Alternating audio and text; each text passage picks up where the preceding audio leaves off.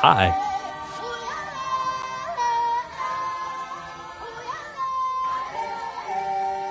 What's up? It's the afternoon woke up. It's way in the afternoon, so you better be woke up. Chill the thrill with a message, a very important message that you can purchase the new history of the DC universe on March 30th. I know it doesn't come out till April, but you have until March 30th for the final order cutoff. That's all I wanted to say. How you doing, Darius? I'm good. How are you? How was your day? I You had went a pretty out. standard, pretty good day. Everything went well the way you wanted it to go. Yeah.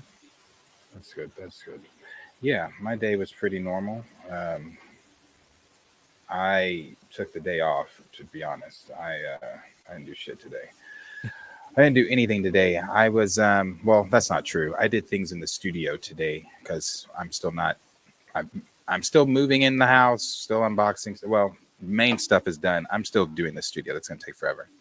It's a lot to do. I have way more figures than I thought I did. So lots to do.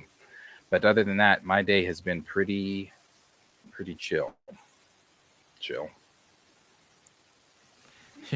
You're a regular old chillmonger. Let's begin with some news items. So on the thumbnail, you see pictures of the Oscars. That is the biggest news story of the day. So we'll dip and we'll re-enter that. I think the Aldous Hodge and the Damson Idris quotes are gonna go back to back over here. Okay.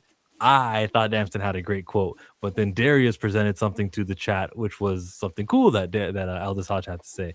So let me find that. Did you send it in the private in the messages? It's in the messages. I don't know if you're frozen on everyone else's screen. No, I should be fine. You're fine now, What's yeah. up, Lawrence? This is a good Monday. Michael B. Jordan and Ryan won. Yeah, I mean, the perfect scenario would be that they got the Best Picture award, best song, and everything else that they were nominated for. But you are allowed to now say that Michael B. Jordan is an Oscar winner, and that's beautiful. And same with Ryan Coogler for his not adapted. What's the other one? Original screenplay. For original screenplay, he wrote something. He got an award. You would prefer if it was Best Director also, but he got something. So if you're into that sort of stuff, then yes, these guys won their Oscars. Ryan, I hope you never campaign for another Academy Award again. You got it. You're good. You're set. You bring that to negotiation table at every movie pitch meeting that you ever have. You're good. Please do not make the rounds again trying to win an award and seek validation because it's not healthy.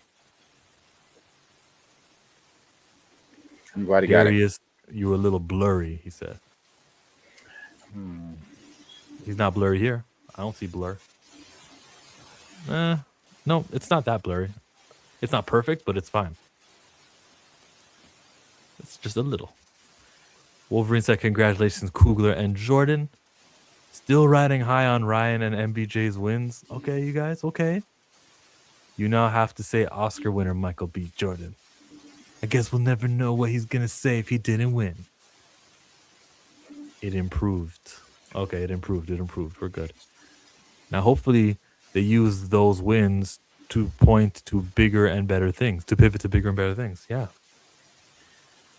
How much more bigger and better do you get than Black Panther, though? That's $1 billion movie.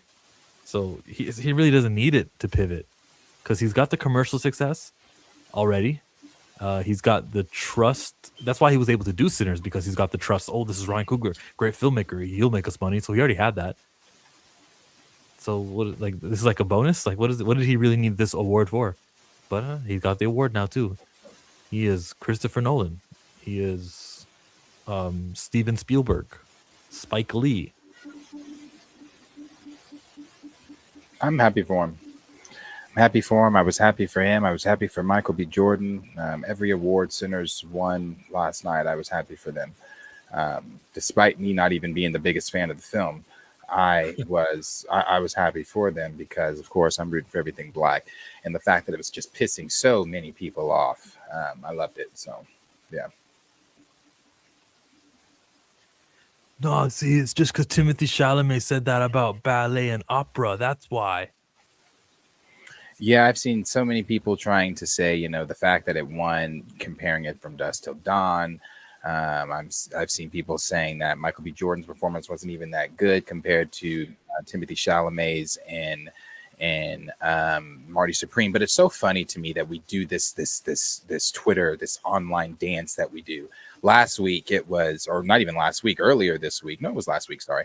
Last week it was Timothy Chalamet he's an uncultured swine. He doesn't know this. He doesn't know that. He's definitely out of the running for the Oscar now.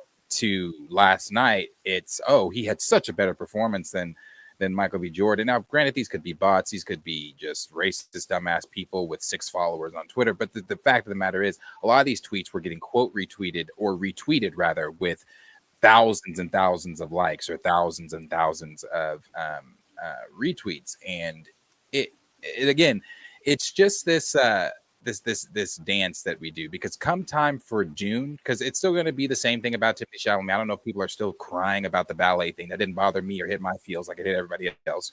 But if people are still doing that dance with him, being upset with him about that, come time for Dune, he's going to be called the Lizzie, whatever the fuck it is, Ghalib again. Everybody's going to be calling him again. So it's like it's fake. It's not real, bro. And it's so frustrating seeing so many people try to discredit or just trying to shit on Black Joy. It is the same people over and over again. Yeah. We got to take advantage of them. You know what I should say? Remember how I started this stream and I was like, oh, go check out Static? I should be like, hey, you know who doesn't want you to know this? That the FOC is March 30th? It's Geeks and Gamers. They said this. And then you know how people will be like, oh, shit, they said that? Okay, I'm going to order the comic book now. Yeah, you got to just use them to your advantage. The usual stuff. I should super chat on their channel and say, what do you think of Static? And just wait for them to say something. And go, you see, guys? You clip it and you go, can you believe that? You get some noise and then everyone buys the Static comic book. You got to use them to your advantage. Or they go, oh, that's great. Thanks for the money. And they don't say anything negative. I'm just saying. It could go either way. Nope. The opera comments went viral after the Oscar stuff closed. Now, what could be said is that they felt bad for Michael B at the BAFTA, but then that would take away from his talent. So BAFTA happened and the votes were not in yet for the Oscar awards. Okay. Oh, I'm not that guy. They still may have closed, even though he made those comments after the voting or whatever for the Oscars may have already been decided, and maybe that is the case. Maybe they felt sorry for Michael B. Jordan, or maybe it was just purely he was more talented than Timothy Chalamet. However, it still does not take away the fact that online all week, that's what people were talking about. All week, that's what people were talking about. You had what's his big stars commenting on Timothy Chalamet's comment. So it doesn't matter if the polls were closed or not.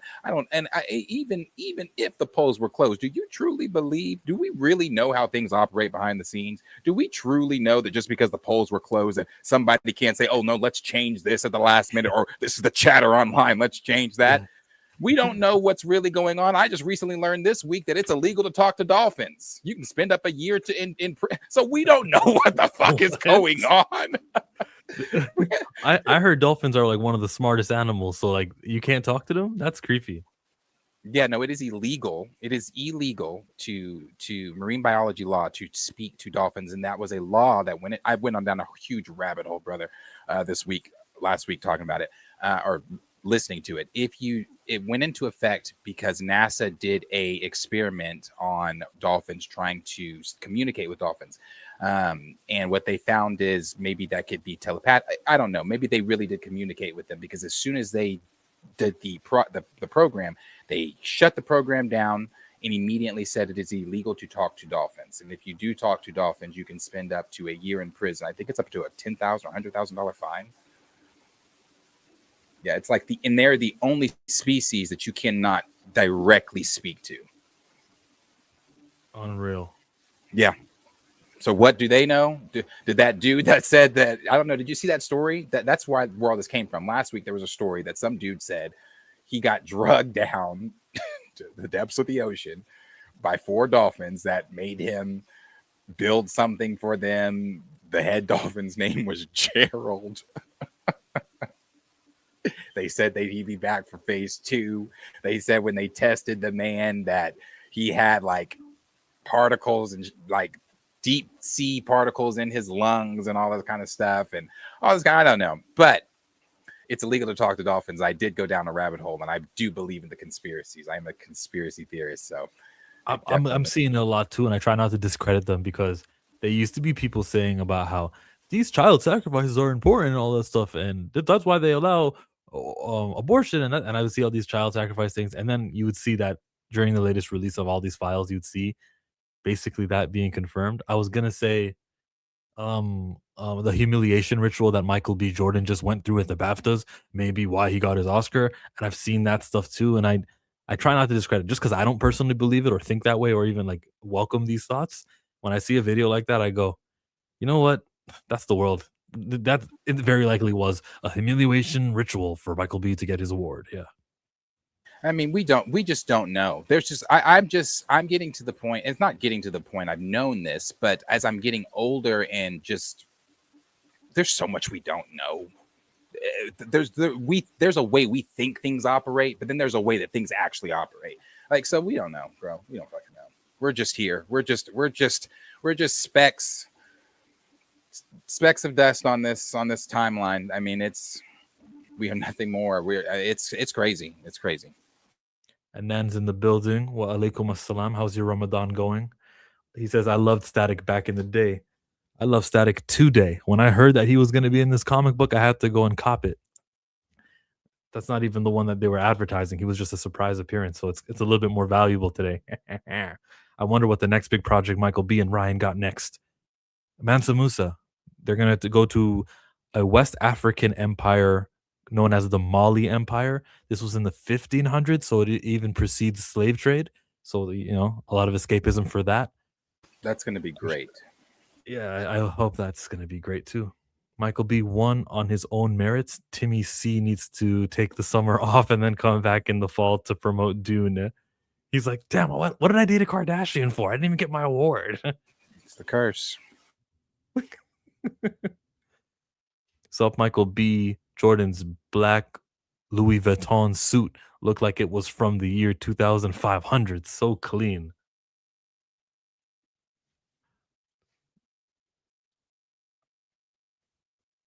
I'm gonna pull it up.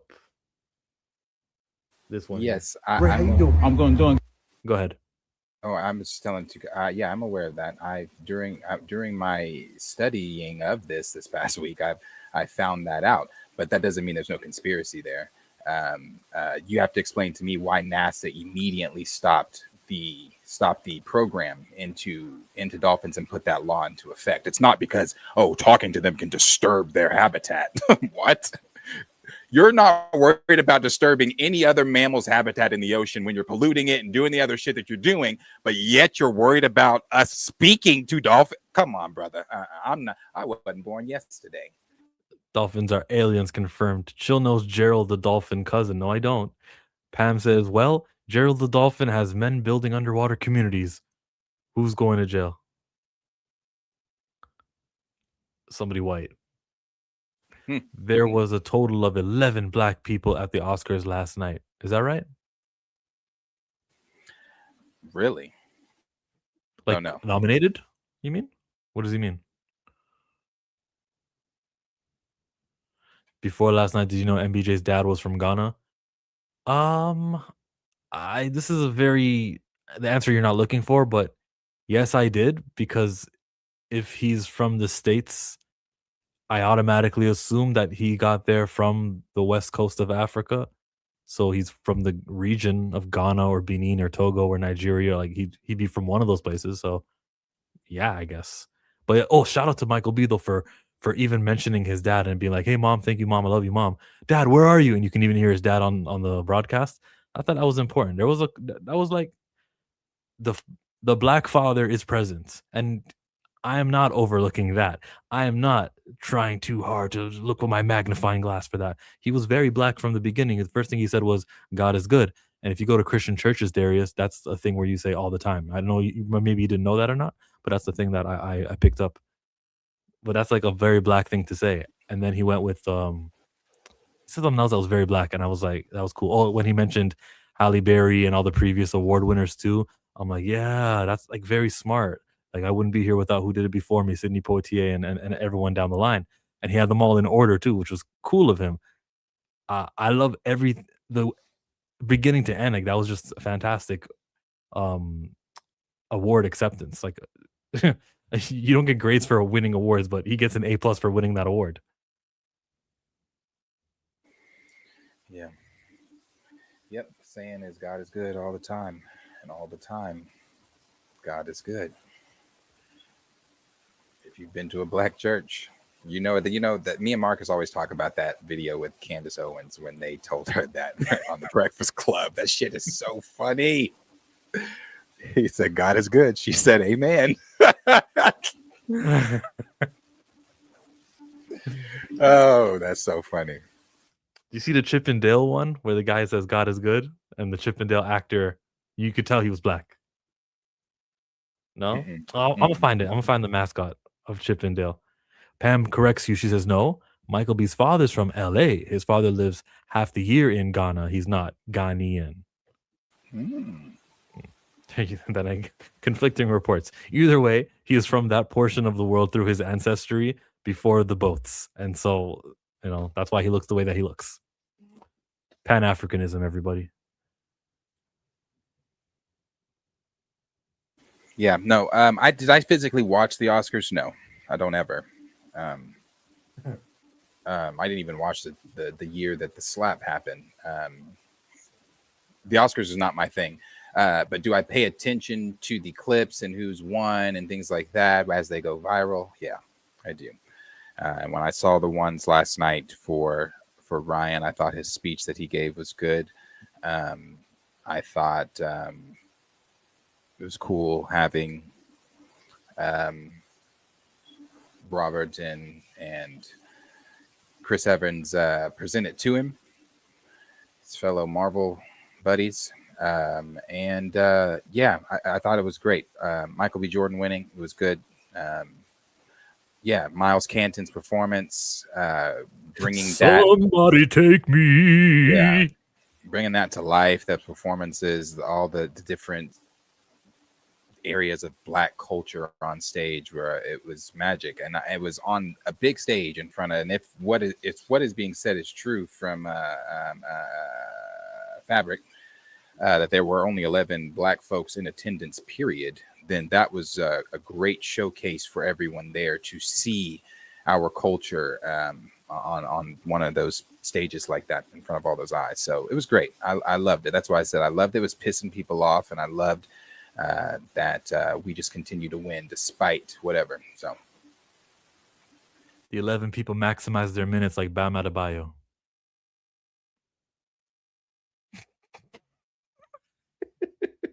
Everybody's still mad at that. I just love it. This is the video I was thinking of. By black people. Thank you. Okay. All right. Yeah. Right. Yes, let's see. Write it down. Scripture says, write it down, make it plain. Amen.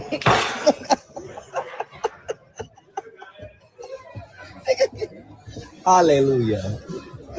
Amen. Amen. Amen. God is good. All the time.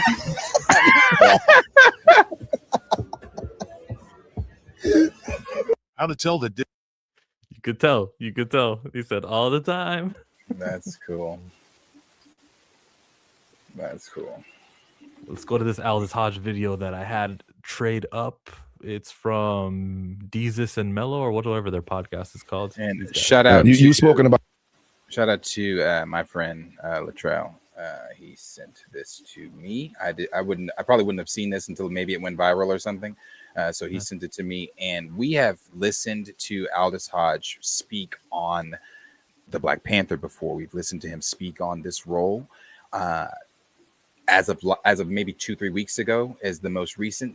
He is, every time to me, it's very eloquent. It's very, he hits every nail on the head, because he has been saying and echoing. I won't even say echoing, but because he's probably never even seen our shit, but he says the same things that we have been saying for the past 4 to 5 years, and how important it is. But this one here, where he's speaking to Mello,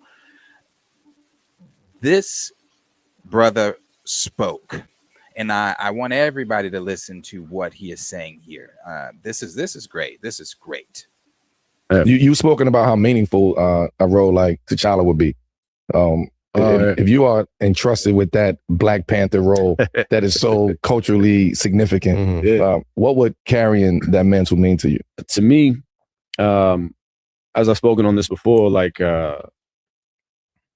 that to me is a very delicate situation where people would have to first understand the value of what it is and what it has laid down in order to understand how to carry it forward. So if you're going to step into it, it's not a situation of, oh, I'm just coming in to be an actor and I'm this cool role in this. Unfortunately, or fortunately, you're going to have to realize you're carrying on a legacy that was already started by Chadwick Boseman, may God rest his soul, and Ryan Coogler. Regardless of who it is that steps into those shoes, I think you got to walk with that awareness, because whether you want to or not, it's not up to you. That's the effect that's going to be had, and that's the expectation of the audience. They're going to expect that you come in there with that degree of reverence and respect to actually push that legacy forward. So as long as you carry that and you know it's there, step into it. You know what I'm saying? Right now we see, Letitia Wright, she carrying the man. We shout to Letitia, but if they ever bring somebody else to step in as, T'Challa or maybe playing his son, also T'Challa, or like an alternate, version, There's whatever. a bunch of multiverses now and stuff. They can do anything with that. But the thing is, there's an extra value added to the representation and the symbology of that character that must be acknowledged if you're going to step into the role, because it's not like, Chad would walk away from the role. It's not like he left. Unfortunately, he passed. He was still in his bag. You know what I'm saying? We all still mourn that. I didn't even know Chadwick well. I'd met him, and he's real cool. Great energy, gave me respect. They gave him respect and all that. And I ain't gonna lie, when I heard the news, I cried. I didn't even know him like that. But I understood what we lost. I understood what it meant, and it hurt. Definitely. So you got to understand the value of it. It's special. There are a few roles in this life that have an extra sort of weight to them, and that's one of those that supersedes the nature of fantasy or superheroism or any of that.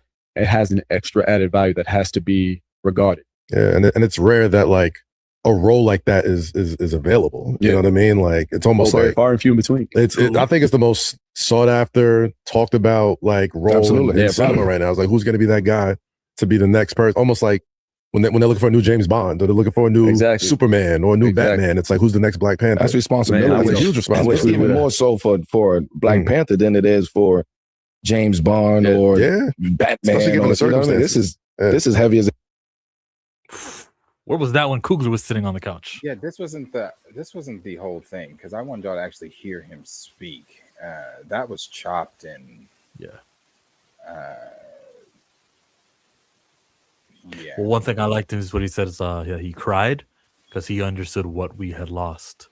Man, this man just appreciates the entirety of what the character is. No, actually, there's one point where he didn't, where he just talked about the role and then he conflated it with the child, and then he even said the alternate universe, and those three are not all the same thing. I wish we'd have more ability to delineate between actual T'Challa and then naming his son T'Challa and the other options, but I still do like what he had to say. Did you just send it to me now? Yeah, in the private chat. Basketball, badminton, biking, be active. Let me wait to skip this ad. It's a 9-minute video. At what point do I watch? Here, turn it on real quick and let me hear what he says first. I'll tell you what skip to. A role like T'Challa would be. If you are entrusted with that Black Panther role that is so culturally significant, what would carrying that mantle mean to you? Well, to me, as I've spoken on this before, like that to me is a very delicate situation where people would have to first understand the value of what it is and what it has laid down in order to understand how to carry it forward. Hear him here first. I look at the Marvel of it all.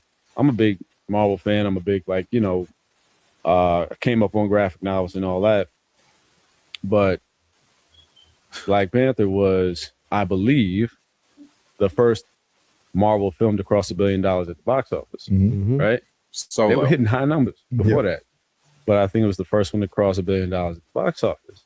People are surprised. I'm not, absolutely not. And they're like, well, why?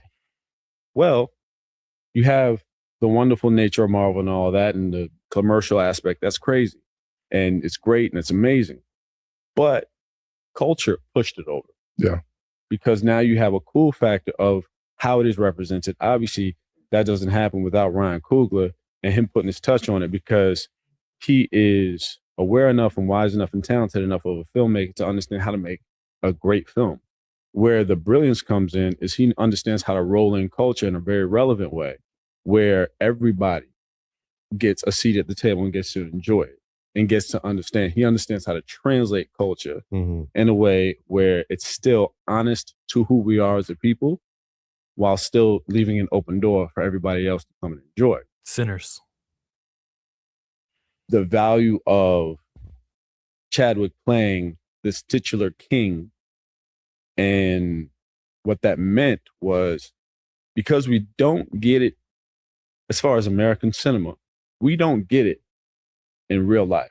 Yeah, he's Chaka speaking, bro. We don't get our Right. That's why I wanted to Queen he's Zingas. speaking. You know what I'm saying? We don't get our Patrice Lumumbas, our Tomas Sankaras. We don't get that. Oh, so Patrice Lumumba was the leader in the Congos during the 60s, and the CIA and Belgium tricked him, took him out from Congo, and they've been oppressing and stealing the resources like cobalt ever since.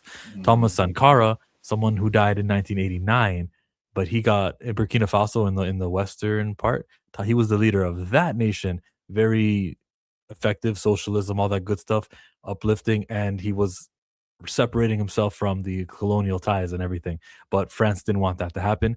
They just paid somebody to sell him out, and they found somebody, his best friend or one of his friends. I don't know if he was his best friend. Probably not his best friend if he killed him, but sold him out, killed him, and he was compromised. Like those two examples that Aldous Hodge just gave are those. Let me rewind it and go back. Our Patrice Lumumbas, our Tomas Sankaras. We don't get that. But we have it in this fictionalized form through King T'Challa. Bingo. And the value of that representation for kids to say, regardless of how fictionalized it is, Bingo. I can still see myself in that. I can still see myself now through a lens of expectation of being that. That's what it means. You know, that's why it was so well received. That's why I made so much money, because the dollar spoke, because this is what the culture is aware of. They know this about themselves, and they're happy and relieved to see it reflected. So if you're going to step into it, it's not a situation of, oh, I'm just coming in to be an actor and I'm this cool role in this. Unfortunately or fortunately, you're going to have to realize you're carrying on a legacy that was already started by Chadwick Boseman, may God rest his soul, and Ryan Coogler, regardless of who it is that steps into those shoes. I think you've got to walk with that awareness, because whether you want to or not, it's not up to you. That's the effect that's going to be had, and that's the expectation of the audience. They're going to expect that you come in there with that degree of reverence and respect to actually push that legacy forward. So, and see, Stamina kind of just took the words out of my mouth. When I listened to this earlier, I had already said some of these things, thinking out loud, talking out loud, and I feel this exact same way. As much as some of us are championing, because not everybody, but some of us, because that's who they're leaning toward, and it's for some of us. He was on some of our top 3, top 5 lists, and he was on my top 3 list. Damson was, and still is. But as much as we are pushing for Damson, I agree, and said the same thing earlier. He is not carrying this type of energy. He is not talking about it this way in interviews. He's not even talking about it. Now, granted, he's not talking about it because maybe he can. It's not something that Marvel's announced to the public yet or whatever. But even though you have not been given the role publicly, you've been given the role, I believe, privately, but not publicly. You still don't have to tell us in an interview when asked about T'Challa or asked about the Black Panther or anything like that you have the role, and still give this type of energy toward whatever answer you're giving. Because to me, I'm thinking, and I don't know how Damson thinks outside of the interview he gave with Sister Girl's podcast a long time ago. Forget her name, where he was talking about how it was a black project and how it's important and how he's from fighting for us. Yeah, that conversation. Outside of that conversation, I really don't know how he feels towards it being cultural, being bigger than just a Steve Rogers, being bigger than just a Tony Stark. This is not just your average everyday Marvel character.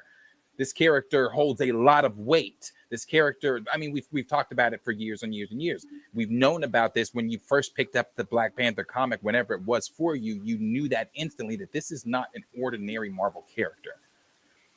I don't know if he knows that.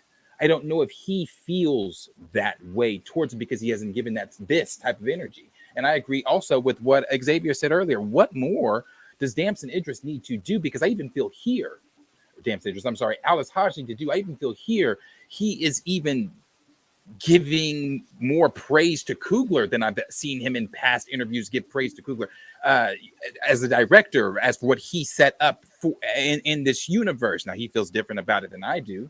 About what Coogler set up in this universe, but neither here nor there. But I think that I hope that Damson starts to come with this type of energy, because this is the energy that I want in whoever plays T'Challa. The understanding that he has with this character. And like Eugene also said, he's been talking about this since 2012. We've covered that article that, from Fandom Wire or whatever it was, that he did, where he was talking about how important it was then, how he was talking about how, it's important for Black kids to have the same things we all talked about. And what I love about this too, is it also validates other things that we have said in the past about how to those people out there, and maybe some of you are watching, I doubt it, but to those people out there that have said in the past, and maybe still say that, it really is not that big or it's not that deep. Yeah, it is. It is. This is not, this is not your Steve Rogers. This is not your Tony Stark. This isn't Wanda. This isn't, or any of those other people. This character holds so much more weight than a Steve Rogers. He holds so much more weight than a Tony Stark or Reed Richards. As much as you love those characters, and I do too, this character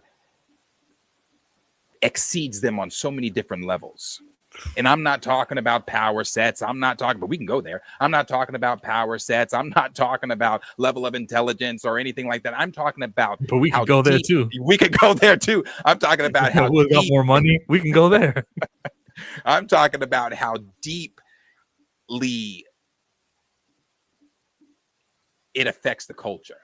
It affects a level that y'all will never understand being outside the culture. And there are some folks that are even in the culture, like Ernie and some others, MT and those other YouTubers out there that don't understand, that can't understand recast T'Challa. It was never, again, about any of that other stuff. Aldous is speaking on it, and that him speaking on it is, for me, what it's been for me the 4 or 5 years that I've been talking about this. So, right, love it. I'm not with that anti-woman Letitia Wright hate or anything like that. Yeah. Yeah. One thing I did, I'll keep playing, but one thing I did while you were talking was I left a comment that says magnificent, but please let it be T'Challa and not Nakia's son aged up. And I wrote that because when you write a comment on YouTube videos, you boost it and it's more likely it'll be seen by more people. I also hit thumbs up. I would encourage every single one of you guys to do the same thing. And then go to like my comment to make it the top comment, to make it be seen that T'Challa is not it. As long as you carry that, it's there, step into it. You know what I'm saying? Right now, we see, Letitia Wright, she carrying a man who shout to Letitia, But if they ever bring somebody else to step in as, T'Challa or maybe playing his son, also T'Challa. I hate, see, that's the part that bugged me when I heard it the first time. I don't like that part either. And that's why it was such a slick move to do, to just name the kid T'Challa also. But I feel like because of what we know from, I forget, was it the producer or showrunner on Cross or whatever that did the interview that said him and Aldous talk about it privately, but they don't want to talk about it really because they don't want to jinx anything or whatever. You remember that conversation, light skinned brother. I wonder if in those private conversations that they've had, if he maybe he agrees with the kid, maybe he doesn't agree with the kid, maybe he I don't know, maybe he doesn't, maybe he sees the I don't know. But as I said, he's complimented Coogler way more in this than I've seen him compliment Coogler in the past. Maybe in those private conversations that has been said, hey brother, maybe when you do get asked, judge up Coogler a little bit, or whatever. Because I think mentioning the child, which he's also he didn't do in the most recent interview that before this one, when he was asked somewhat similar questions about this, he didn't bring up the child. Maybe that's a part of it. Like, hey, the kid, that's T'Challa too. That's, his version, blah, blah, blah. Just put it out there, play the game, get the role. Fine, I can give him that. He hasn't until he plays T'Challa grown up. I'm not going to be mad at it until it happens. Knowledge if you're going to step into the role, because it's not like Chad would walk away from the role. It's not like skip ahead 30 seconds. You got to understand the value of it. It's special. There are a few roles in this life that have an extra sort of weight to them, and that's one of those that supersedes the nature of fantasy or superheroism or any of that. It has an extra added value that has to be regarded. Yeah, and it's rare that like a role like that is available. You know what I mean? Like it's almost like very far and few in between. I think it's the most sought after, talked about like role in cinema right now. It's like, who's going to be that guy? Responsibility. It's a huge responsibility. It's even more so for Black Panther than it is for James Bond or Batman. This is heavy as head with his crown at that point in time. Like, are you willing to take on that responsibility, that spirituality that comes with that too? It goes deeper than just saying action and cut and it's a spirituality with that too, especially if you going into that character. That's a different character, because you can't go into that character without understanding and addressing what came before you, right? So, and that within itself is a whole nother play that you got to worry about. And if you ain't, that's why he's the real Mello. That dude on the Charlotte Hornets has nothing on this dude. He called him T'Challa by name, speaking about the spirituality, the responsibility. Shout out to Mello. Ain't strong enough to handle that, don't even come out for the role. That's basically what's what's being said. It's gonna be scrutinized like a politician. Yeah, that's how it's gonna be looked like. It like will that be. person. But I think to your point about being strong enough to handle it, I think that something that you have to consider, because there are a lot of actors who don't want to have to consider those things, and to a degree, the fairness in being able to just play a role and have it be separated from who you are in your life should be applied, but that's not always the case. I think the difference here is, to your point of having the strength to take that on, is that I think Chadwick carried the same grace in his real life that was reflected on screen, so you couldn't really separate the two. It's always going to be synonymous. And I didn't like that.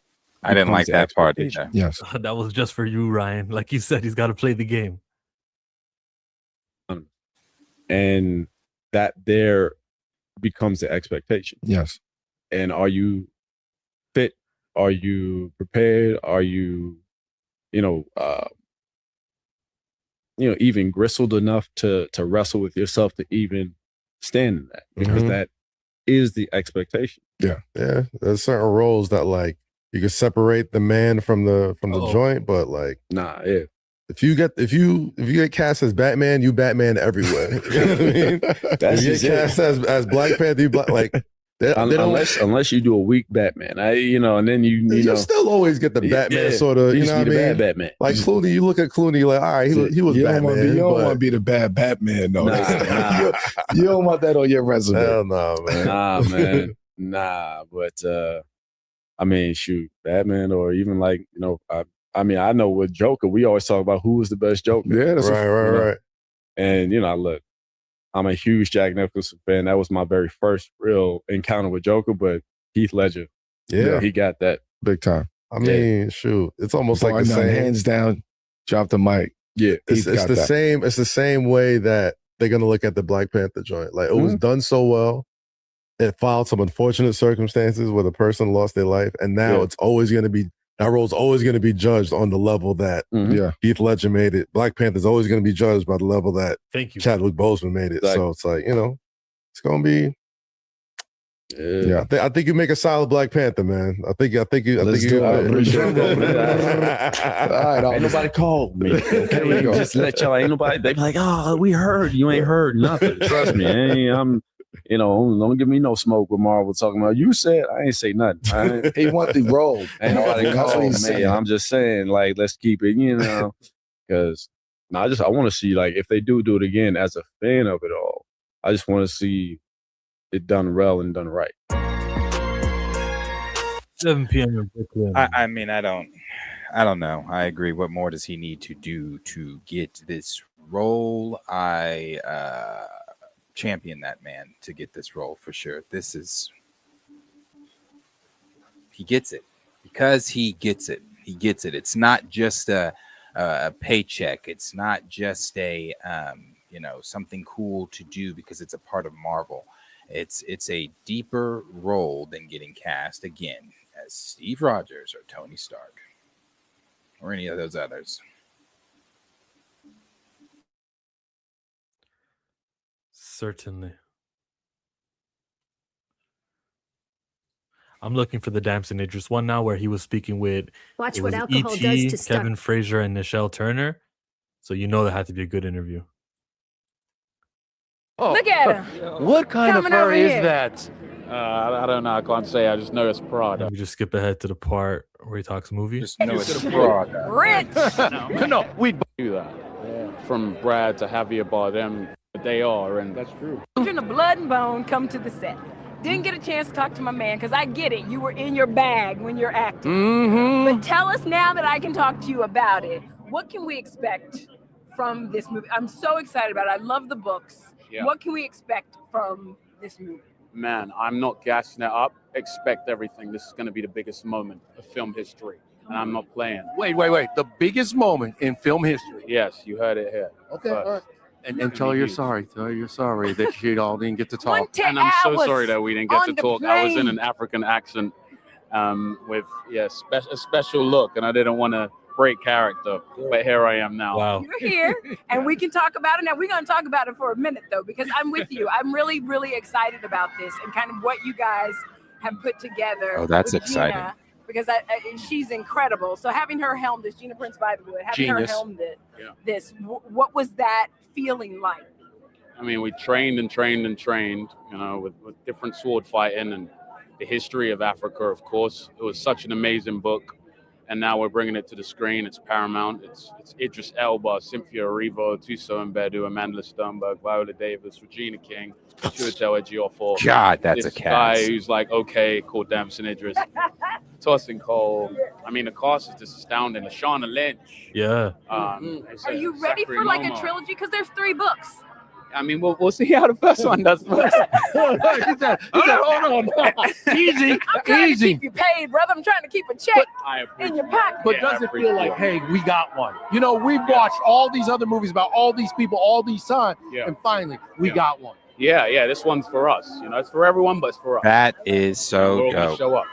All right. That is dope as fuck. And I love that last question. Does it feel like we got one? I love that. Yeah, that's dope. And him saying that this is going to be a moment in film history, that's exciting.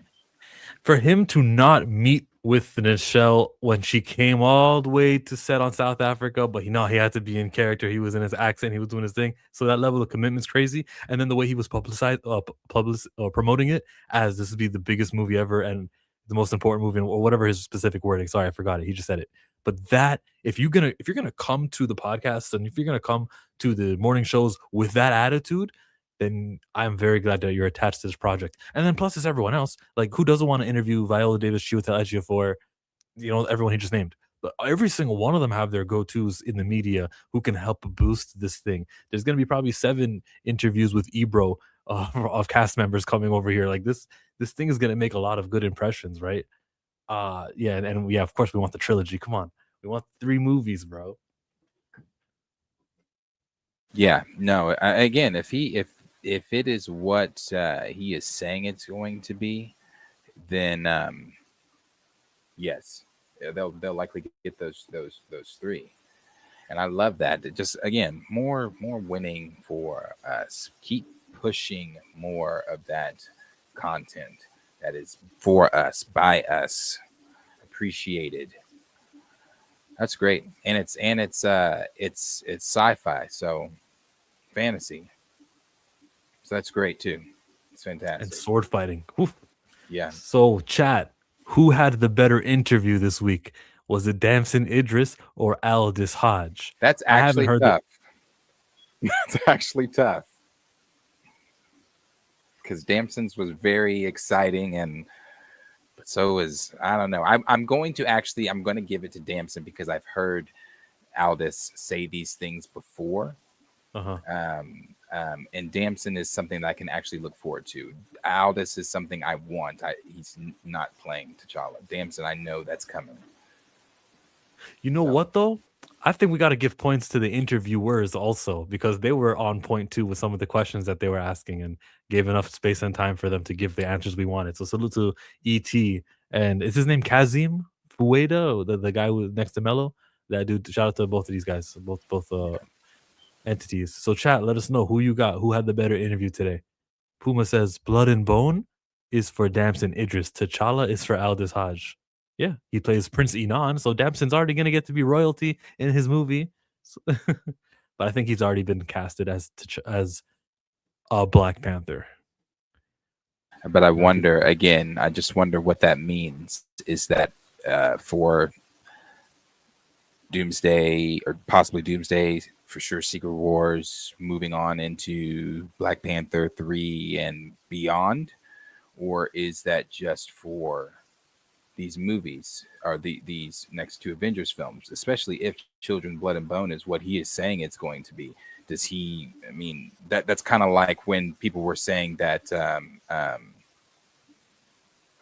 Paul Bettany was going, the rumors of Paul, which he debunked, but the rumors of Paul Bettany being, which he could be lying anyway, rumors of Paul Bettany being Voldemort. And I was like, okay, well then Vision must be dead, because there's no way you can be Voldemort. And to me, I don't know the film schedule. I would think though that because they're saying Voldemort's in every season.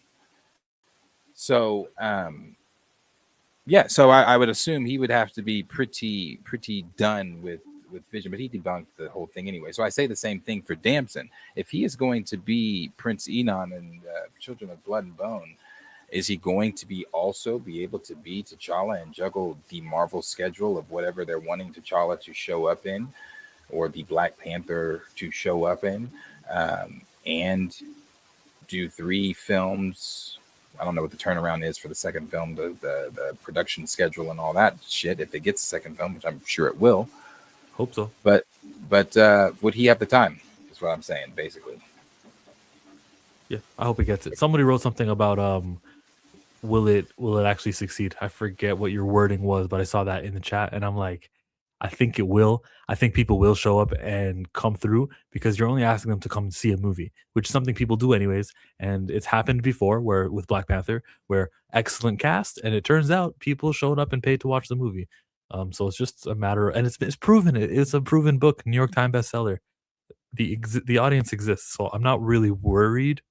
No, I am worried, because I'm gonna be worried. But I think there's a good chance that we will make this a big movie. 700 million maybe. Let's go to the super that was sent a very long time ago, but he sent it right as we changed over to the Aldis Hodge Damson Idris clip.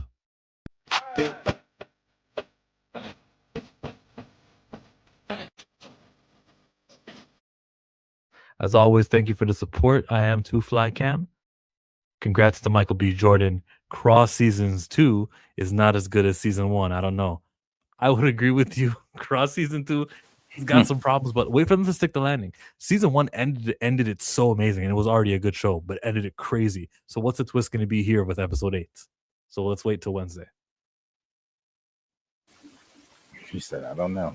He said, I don't know. No, we're with you. We're with you. Now, and or we're not, but we're with you with the cross. Both are fine denying that by any stretch. No denying that by any stretch. Yes. Yeah, I agree. No, I mean, they're both on my top 3. Do Marvel care about black characters? Do they? No. Planet Poppy. Nothing. Heard nothing. Okay, let's jump over to Avatar. Don't have a tweet. I don't have a video ready for you. But I saw a rumor that Paramount is less willing to take risks and things. So that season where the third Avatar after Korra comes out is considered to be risky. A Kyoshi movie is risky. A Avatar Han, Wan, Avatar Dawn, Avatar everyone is risky. But they would love to focus on an older version of Aang and the whole crew while they're still alive and make a series, multiple seasons featuring Aang as an adult. I think that is excellent.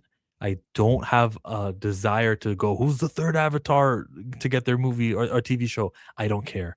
I mean, I'm interested. We'll get there one day, but I love Aang so much that there's so much things to discover. How did they make the capital city? What about some of the other cities that are around in that big world? It's literally a planet that they share that they could be that the Avatar could be influencing. Maybe he makes an underground city, and that's why we never heard about it in Korra. Like we can do things with the characters we love, and I would way much rather be there. It's kind of like Star Wars, how people kind of want to see, well, let's have a Darth Vader series because yeah, we know what happens towards his ending. We know what happens, how he becomes Darth Vader, but there's still a solid like 17 years before Luke Skywalker's adventure that Darth Vader was just wrecking shop around the galaxy. I feel like that too. We still have a few years where Aang is there and I want to follow him. So if this rumor is true, even though it's a business-minded rumor, we can get creative and work with what's financially, economically, trying to use a big word, but I'm losing words. We can use the most profitable decision, which is to feature Aang in the lead. We can do that and have great stories at the same time. Brian and Mike are capable of doing it. This is a win for capitalism. This is just something I want. Darius, there's rumors that Aang is going to be leading a cartoon, 2D cartoon for a multiple season TV show as an adult. Do you accept this? Do you reject it? What are your thoughts? I reject. No, I'm joking. I'm joking. Of course I want more Aang. Aang is my, bruh. Yes, I would love to see the Aang gang all grown, we're going on more adventures with them, and it's the same writers, same creators. Yeah, that's what I want. Because I'm be honest with you, I'm not down with this whole twin earthbending. One of them is a crippled deal. I'm not really into it. I don't really like it. The art didn't impress me either. So I would like to, just the poster for the Aang movie impressed me, and the original art that they showed us. So I would love to see that. That's what I want. Do more of that. I agree with you. We'll eventually get to whoever the next Avatar is. If you even want to kind of do that, maybe, I don't know, maybe not at the same time. That probably wouldn't work. But if you want to do that sometime later, fine. But I am all for continuing to follow the Aang gang right now. The Aang gang. Yeah. The channel Avatar. I love. The channel that I love to watch that covers the Avatar is that guy called the Avatarist, and he did have a video recently that I saw, and I don't have YouTube Premium, so we got to sit through this ad for a second, but here's a picture of the adult cast. Katara looking all beautiful and a little bit taller. There's some more definition in those arms, isn't there, Katara? She looks good. They're married by this point, aren't they? Yeah. Oh, they'd have to be married by now. Yeah. Maybe they haven't had Boomy yet. Maybe not yet, but still, they're married. Fire Lord looks great. Looks great. I love the hair. He looks great. He's being voiced by Steven Yeun, right? Yes, I would have preferred Danny Bosco. I just don't know. He's right there. I don't know why he didn't, but I'm cool with it. But Zuko's one of my favorite animated characters of all time. I think his arc is so, I mean, it's one of the greatest arcs of an animation to me also. So yeah, love Zuko. They put some extra thought into it, and you know this. If he's going to make a bad decision, the camera's going to be on the right side of his face where the scar is. If he makes a good decision, the camera shows the left side of his face as he speaks. Okay, very symbolic. We got Toph. She looks a little bit taller, and I remember how she was shorter in Legend of Korra. So I guess she gets bigger and gets smaller. Okay, it is what it is. That's Toph for you. Nothing much to say. Still blind, but she can metal bend. And our boy Aang. That's not a good look at his face, but he's tall, significantly tall. Still no facial hair. Didn't he have facial hair in the flashbacks of Korra? Or like a goatee? Yeah, you're right. or He did. Yes. So we're not at that point because that was at Capital City. And that the earthbender behind down there, that's believed to be the villain of this. And Dave Bautista is going to do the voice, we think. Yes, but Dave yeah, Bautista Aang is not the villain.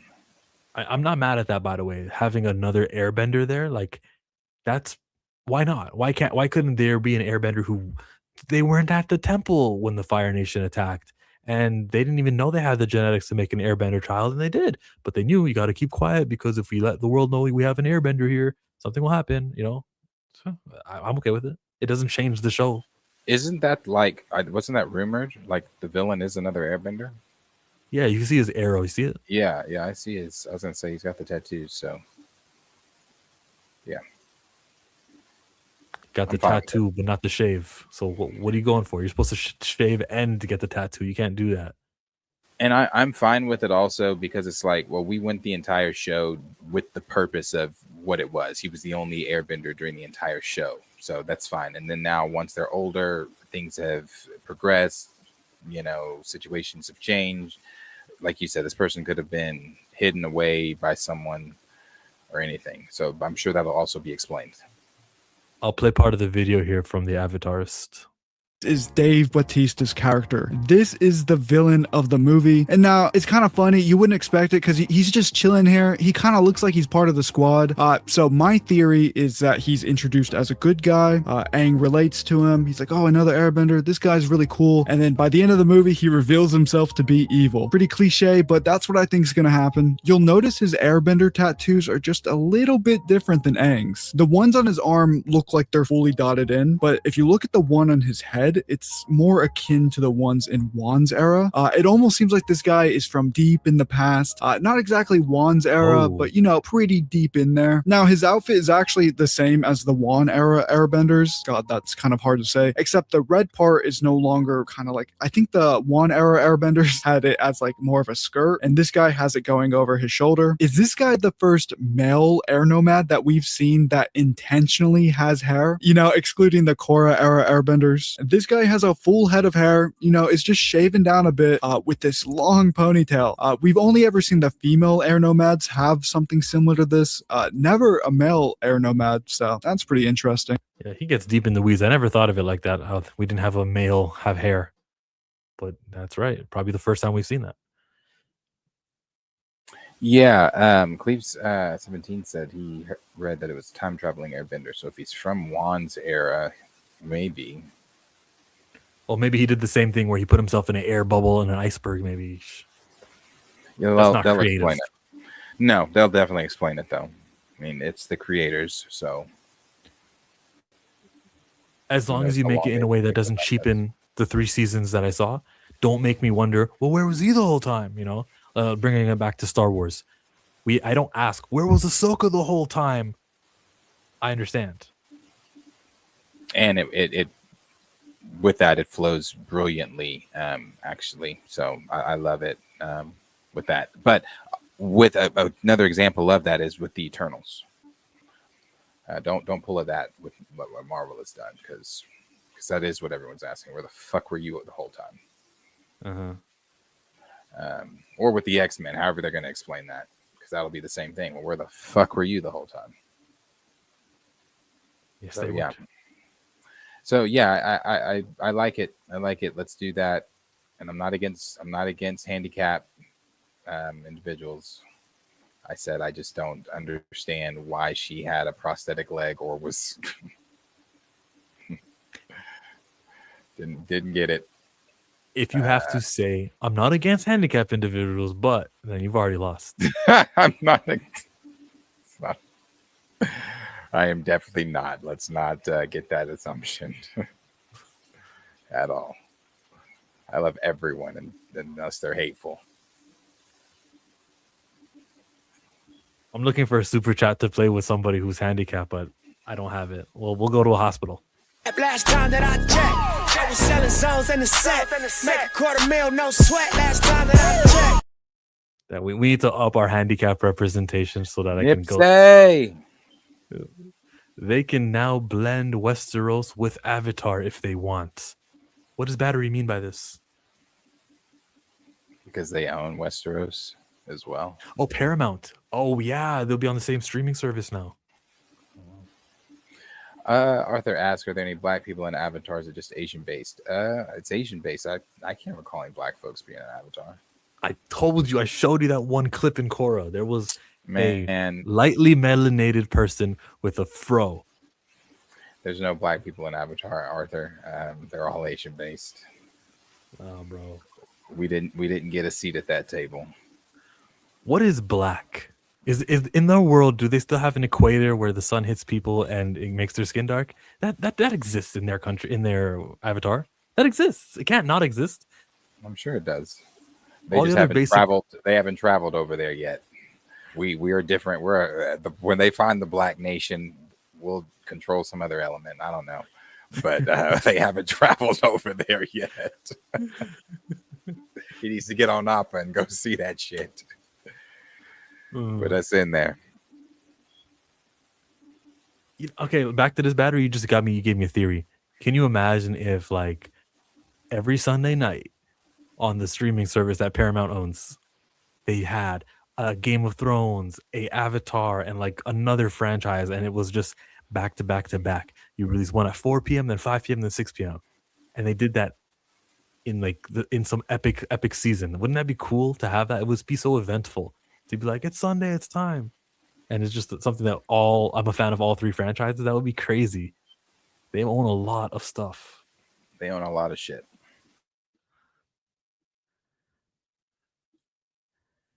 But it wouldn't be smart. You probably should space them out so each show gets the amount of attention and coverage, and the websites cover each show fairly. You don't want to compete with yourself, which is why movie studios, like for example Disney, if they have a Marvel movie, they'll wait a little while, and then they'll do their Lilo and Stitch movie. Then they'll wait, and they'll do the Pixar movie. Then they'll wait, and then they'll do the whatever, So they do space out releases.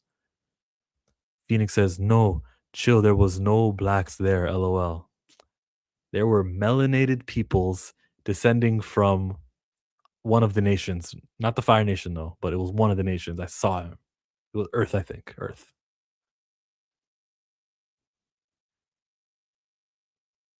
What's next? Kevin Feige spoke. Maul Shadow Lords. Where do you want to go?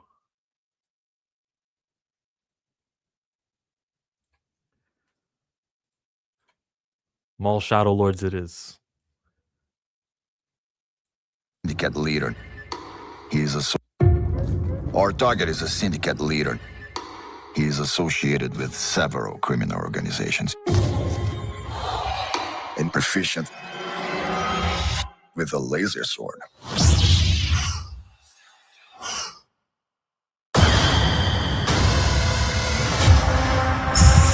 The Empire tried to kill me. Their betrayal demands consequence. And that consequence requires a weapon. Together, we can destroy the Empire. He wants to fight as allies. The Empire may be our common enemy. Not a kid show. But Maul will never be our ally. We need to find him. Whatever it takes. This is escalating out of our hands. The Empire will want answers. The Empire will lock this planet down.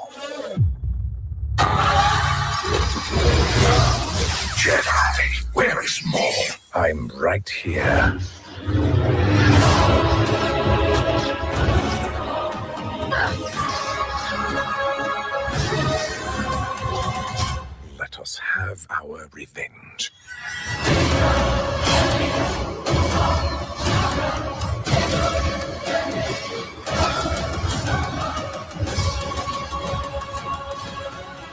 not going to take out the whole empire.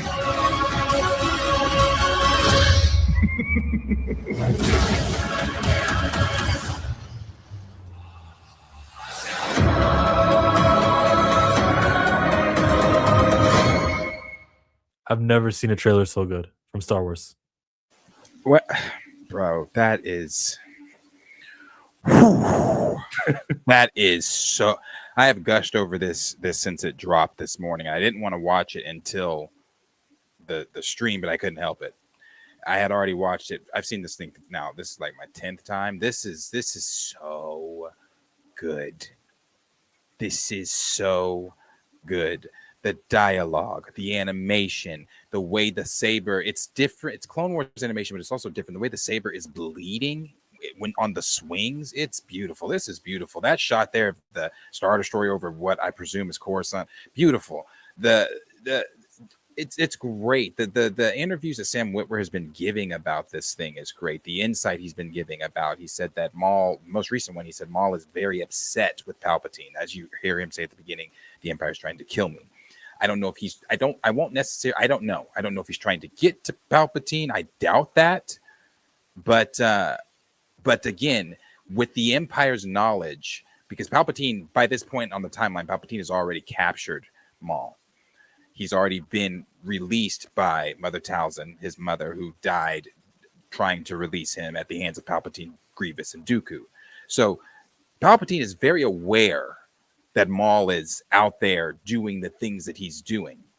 The reason he went to take care of Maul the first time was because he started to get a little bit too big. The first time Maul got mentioned to Palpatine, Palpatine was like, okay, let him do what he's doing. He's running around with pirates. Who cares? But then he started to build a syndicate. Then Palpatine's like, okay, I got to handle this. Captures him, gets released, and now he's doing what he's doing again. So the Empire is very much aware. Palpatine is very much aware of Maul's existence and what he's trying to do. So seeing the 11th brother here and seeing Maruk here, we know the 11th brother gets killed by Ahsoka. We've seen that in Tales of the Jedi. We know Maruk also gets killed by Ahsoka. We see that during the Ahsoka show. But when he gets killed in Ahsoka, when he dies, it's the Night Sister magic that comes off of him. So I'm wondering if Maul kills him here, and then if he's resurrected in some way. I don't know if Maul kills him in the show, though. However, if Maul takes out one of the Inquisitors and the 11th brother is unsuccessful in trying to capture Maul, because it seems like those are the only two Inquisitors they're sending, who is the next person Palpatine sends? When the Inquisitors can't handle it, it goes to Vader. I bring this up every time because I hope this happens. We already know Maul has fought Vader. It alluded to that in Rebels when he's talked to Ezra and he was talking to Ezra about he said we got to hurry. The one they call Vader will be here quickly, and I cannot face him alone. Maul is too arrogant to ever say I can't face anyone alone unless he's been brutally beaten by them. He's terrified of Palpatine. Even when Palpatine was electrocuting him, when he captured him, he was begging for mercy and still calling him master. He's terrified of Palpatine. So if not going to go up against Palpatine alone, that's why he went to Ahsoka. So if he's already fought Vader, I think it's in this show, and I think Vader kicks his ass. Oh God, they just need to stick to animation. This is great. This is better than anything that they've shown for Grogu and Mando or whatever the hell. Who's this character that in the white mask? That's the 11th brother. Where have we seen him before? Tales of the Jedi. Ahsoka killed him in Tales of the Jedi. We've seen him in Tales of the Jedi, and we've also seen him in Tales of the Empire. Okay. Ahsoka was sent, or he was sent to kill Ahsoka in that village. Then what year was that? Or how many years after Order 66 does he die? That's really not too far after, because Ahsoka's, it's not too far after. I don't think so. I would say, because now we can time this show. We can say that Maul Shadow Lord happens. They gave us a timeline. Let me see where it happens, because they said when Maul happens. Look, Bad Batch happens after Order 66, and by the time we get to the third season of Bad Batch, she looks like what's her name? Omega. She looks like she got older by a couple years. I would assume Maul Shadow Lord will just be right after Bad Batch. You might have a character or two who showed up in Bad Batch show up here. It's 1 year after Order 66. Only 1 year? Okay, then. Well, look, and that actually makes sense because the stormtroopers have slowly started to move over to the stormtrooper armor, but they're still using Republic gunships. So that makes sense. Not everything clones have been phased out completely yet. I like to see this character get older by season 1 to season 2 and season 3. I love that time actually passes in this, unlike a lot of my favorite comic book content where people are stagnated in age. What's her name? Talon? Yeah, well, I assume. Yeah, Darth Talon. They haven't confirmed the name yet, no? Her name is confirmed through the toys. They released new Black Series toys, and her name was confirmed. It's not Talon, but again, that doesn't mean that she won't become Darth Talon. Okay, then. Yeah. I will just learn the name instead of calling him. You know how everyone calls him Baby Yoda? I just was like, no, I don't know the name yet. And that's why it's easy for me to call him Grogu. How are you guys doing, Darius and Chill? Long time no see. We're doing good, Ricardo. Oh, what's up, Just Ricardo? enjoying. Star Wars is doing awesome. This is kicking ass, and we're in love with this franchise again. It's coming in April 6th. That is not too far off. This is her name here. I can probably share my screen. Now, if the trailer comes out today and the show comes on April 6th, that would mean 1, 2, 3. It's literally 3 weeks away. Can't wait. Now look I've at been counting down. Oops, I did not mean to share that. Whoops. Yeah, I didn't mean to share that. My phone. Call him da baby. I was gonna say Grogu. I forget. Well, April 6th. So it's Spider-Man No Way Home. They haven't done their trailer yet either. Is there some sort of like data or something that was discovered that you're not supposed to announce things so far off and you're supposed to be more closer to the release date? Is that what's going on in the industry? Izara?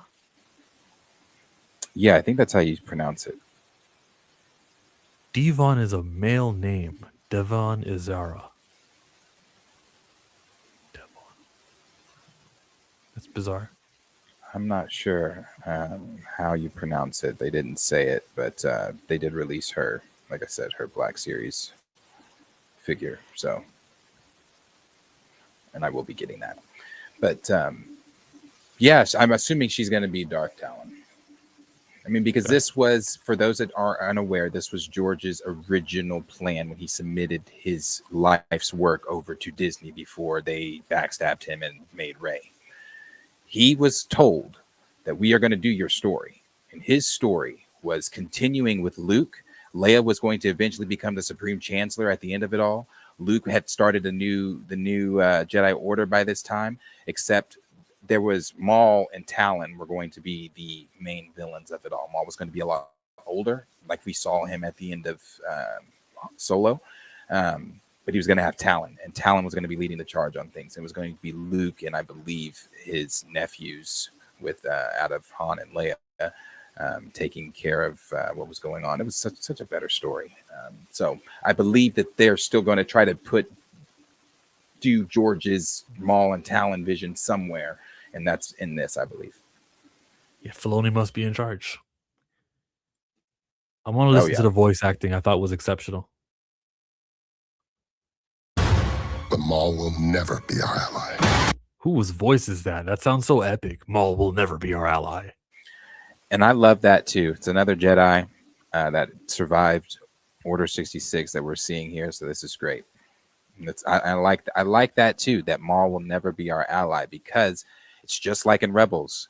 Maul's not Ezra's ally. Ezra's a means to Maul's ends. So it's the same thing, I'm sure, with Talon. And later, Maul says, "Let us get our revenge." Is he speaking with the Jedi? Is he speaking with Devon Azara? Who would mean, "Let's get we get our revenge"? Who's we? I think he's talking probably him and her. and maybe if there's other Jedi with them. Yeah. And that would explain her motivations and why she'd go dark, because revenge is what's inspiring her to be this epic fighter. Oh, and not only that, I agree with you there. Not you're fighting for your life at this point. So all your Jedi morals and codes are out the window. You're fighting for survival at this point. Not only are you fighting for survival and being hunted every day, you have someone like Maul in your ear telling you to forget the Jedi ways, to forget. Look what the Jedi. I'm sure things like this. Look what the Jedi ways have brought the Republic.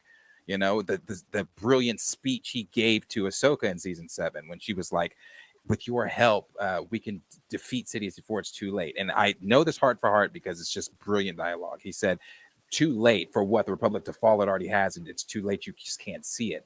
There's no justice, no law, no order. Whispering things like that in Talon's ear while they're running for their life. Yeah, I'd turn evil too. And I agree with what D Stizzle said there. They ain't showing that. They're not doing the Legends sexy Talon Sith outfit that she's in. There's no way. But they're doing horror. The amount of creaks and all the scary stuff that they do in horror movies was all over the trailer. Could be just trailer exclusive, but from what they're promoting, it feels like this is going to be a scary, non-kid friendly show.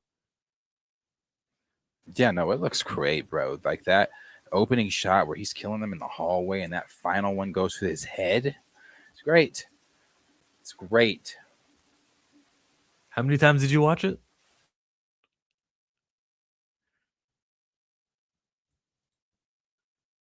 I can't hear him. Do you guys hear him? Oh, my fault. I was muted. This is probably like my 12th time. It's such a good trailer. Such a good trailer. I really am counting down. I'm counting down for this and Invincible. So this is, I'm excited for this one. Chat says it sounds like Vin Diesel. Yeah, maybe it was Vin Diesel. Dennis Haysbert. Next up. Why did you send this guy's tweet up to task? The only reason I sent that, Daniel Richmond retweeted it and a couple of other folks. And it just speaks to, I mean, what all the talent that is going to Black Panther 3. Don't want to highlight up to task, but the all the talent that is going to Black Panther 3. You've got all the everything there that's going that we know of so far. And then, of course, you'll probably have Damson added to, if he's continuing on, added to that, or whatever the future is holding for the Black Panther franchise. So it's got everything but the Black Panther. It's like, yeah. Can you imagine WrestleMania? It's gonna have an Oscar winner cinematographer, Oscar winning camera operator, Oscar winning a ring announcer, Oscar winning everything. But yeah, but you got no wrestlers. What? This is so tone deaf. No, I agree. You know what he's doing. This is what do you call them things like? This is a shot at you and I and recast T'Challa. This was simply that. Oh, I know. He's not a fan. No. Nor am I a fan of his, but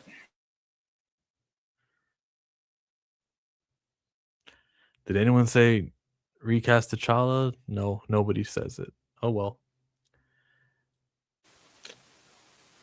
Yeah. Remember always on Twitter to leave a comment on some of those popular posts, because folks like me always scroll down to see what people think, and you could get your voice out there.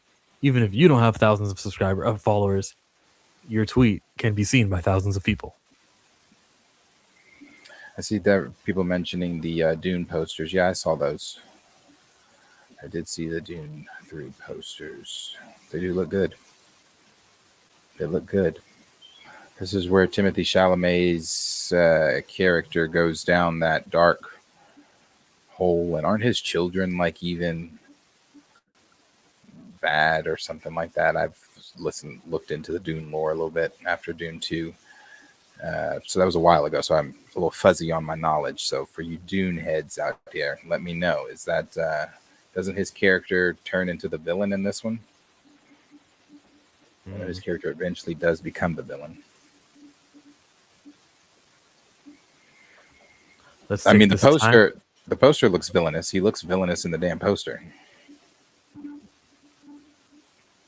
Okay. Before we move on, got to remind everyone that the final order cutoff to buy the second printing, this beautiful Dan Morrow cover, the final order cutoff is March 30th. Do not go to your shop in April. Oh, I got it off the shelf. Look at me. I bought the book. You need to not buy the book. You should have pre-ordered the book so your shop would have known to expect you, and therefore they could have had more on the shelf, and then more comics would have been printed. You have until March 30th to verbalize at your local comic shop that you want the book, and they'll even set it aside for you in your pull box. You don't even have to come on release day. It'll be on your pull box. You can come a week late. Sometimes I get my comic books 4 weeks late sometimes, where it's the issue and last month's issue because that's how long I haven't come. And it's still in my pull box, not on the shelf. Pre-order before March 30th to get this beautiful cover.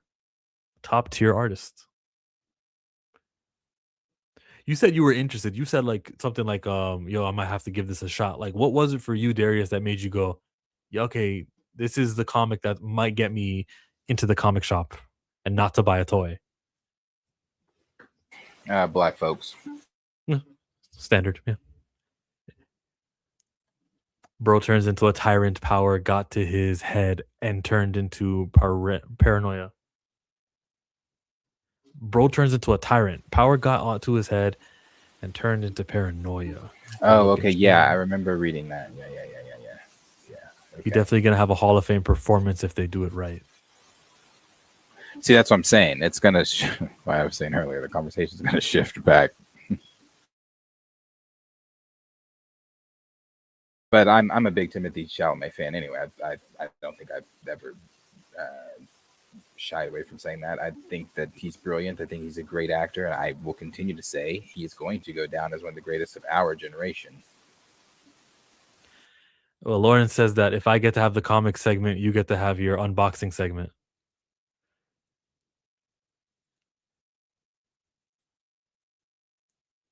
I should get to, yeah. Well, I have some things here that need to be unboxed, but I just haven't gotten to them yet. I picked up Quinlan Voss. That's Dooku from Tales of Jedi when he was a Jedi. I also have the Seventh Sister here, and this is from Knights of the Republic of Calcutta. Yeah, so I've got some good things here that I need to unbox. Let's jump over to the Oscars for Ludwig Göransson on his answer. Third Oscar now. He won it for both Black Panthers for the score on both those movies, and then for Sinners. You go way back with Ryan. Yeah. Do you both ever just look at each other and go, dude, how did this happen? I mean, I look at him and I feel like I look at him the same way as we did 16 years ago, and that's what's so special about a relationship. There's still that magic in our eyes when we work on any project. It feels like we're doing it for the first time and we're so excited about it, and we're growing up together and we get to do this. We're definitely, blessed to be doing what we're doing. And it's original.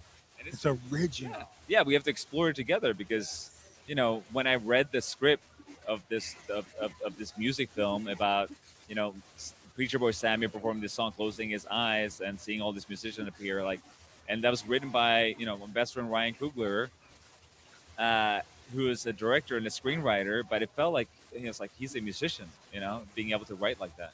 You go way back with Ryan. Yeah. Do you both ever? Did you hear him call him his best friend? Indeed. Unreal. I don't know what I don't know what I thought Ryan Coogler's best friend would look like, but Ludwig Göransson is his best friend.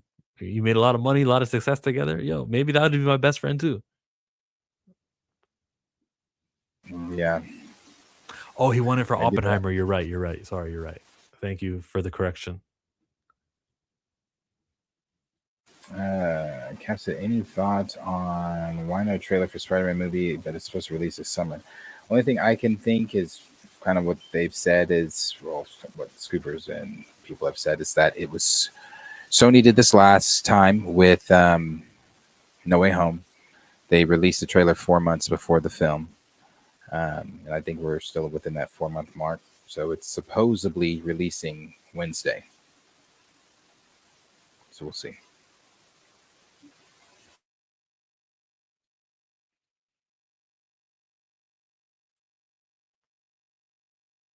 Harry Potter. I did see that Rogue Comics, but no, we didn't talk about it. I was perplexed because I saw it in an ad, and when I was watching something. I don't remember what I was watching, but an ad came on, and the ad was for that, and I was like, Tyler Perry on Paramount BET on Paramount. I was like, what the hell? So I didn't really know what was going on, but I did see it. Well, rumors are pointing towards a major shift for the Harry Potter franchise. You may have heard this, but HBO is going to drop all the episodes of the Harry Potter series at once, shifting away from a weekly release. I thought Netflix wasn't getting WB. What are they thinking? Yeah. Would I want that all dropped at once? No, personally. I prefer the week to week. Because it gives you something to talk about in between. Yeah. Once it's all out there, then it's all out there. Honestly. Because how does it go when they do all 10 episodes at once? Oh, I didn't start there. Oh, don't say that. No. Oh, no. You quiet. I saw it, but Sophie didn't see it yet. So quiet. Hold on. Like, I want to have that water cooler talk at the office every Monday, and I can't do that when HBO dumps it all at one day. Yeah, I don't agree with that. I hope they don't do that. Yeah, I hope they don't do that. Week to week, you need to give people something to talk about. Let it hype it up, even for the people that haven't seen it. You know, there are people that I'm telling you are, well, as you know, I'm sure unaware that they're even rebooting this. So, yeah, let need that talk in between. They're about to recast Snape the next season, knowing MAGA amounts. All right, fine. I hear you guys. MAGA mount. They don't like race swaps. Allow the progressive voice to be the loudest voice against race swapping because it does not launch black characters. Well, this will be forgotten in a week or two. Precisely the point. Normally is what's making people talk about it even more. And a word of mouth is worth more than all the dollars that could possibly spent on promotion. It must be shite, I guess. They should do the first 3 episodes, then do weekly. Yeah.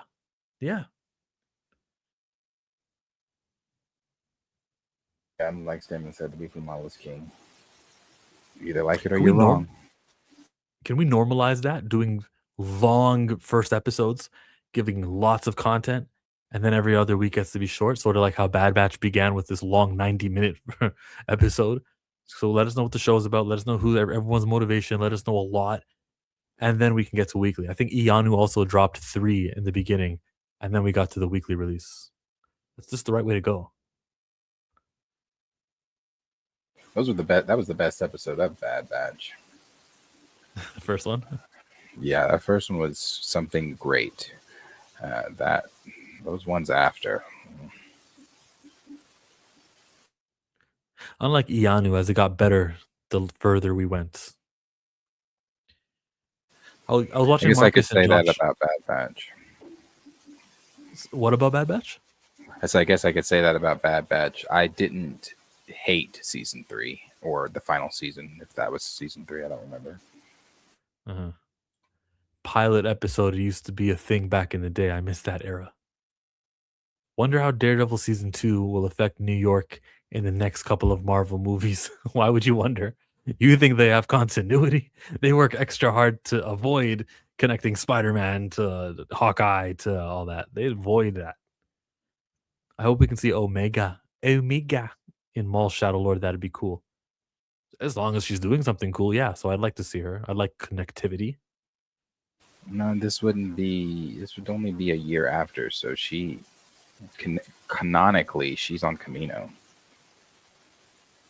This is a year after Order 66. So I don't believe Admiral Rampart has bombed Camino yet. None of that has happened. she's on or Bomb Camino, Bomb Topeka City. She's on Camino. We could get a time jump in the third episode, like if you watch Attack on Titan, maybe if you remember how he got older after episode 3 or 4. Remember that? Who? Oh, they could make a time jump where your girl gets older and Omega gets to appear after.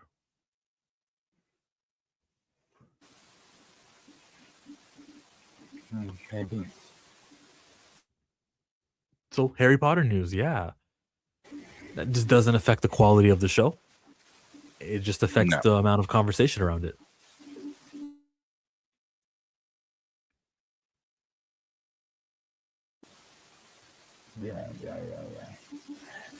Yeah, no, they're connecting things. Their latest rumors are now that Marvel and or Sony is more willing to let Marvel use Spider-Man in a lot more projects, and the relationship over there has gotten better, and blah blah blah blah blah blah blah. So, and the other rumors are we're even supposed to be seeing some of the Defenders in the new Spider-Man film. So we know that they are in Daredevil. Haven't seen Luke Cage yet, but we saw Jessica Jones, and we know that Finn, what's his name, is supposedly from High Garden. He's supposed to be coming back as Iron Fist. Sleeping with the one was sleeping with King Ramley. What's his name? Forget his real name. Don't know. Iron Fist. Finn something. Finn Jones. Okay. Why is Finn Jones back? Oh. He just is. Yeah. He is back. Did you know that it's been 8 years since the release of the Avengers Infinity War trailer? It's anniversary week. Yeah, play that trailer. I haven't seen this trailer in some time.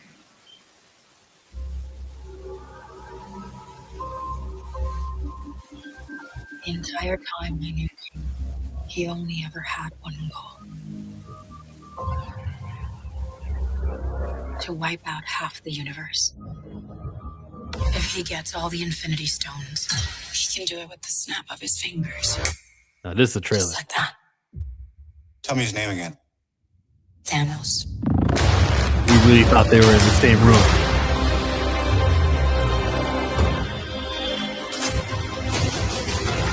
We got one advantage.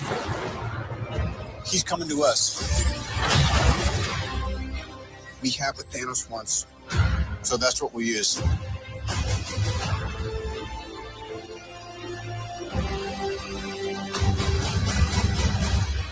Let's talk about this plan of yours. I think it's good, except it sucks. So let me do the plan, and that way it might be really good. Wow.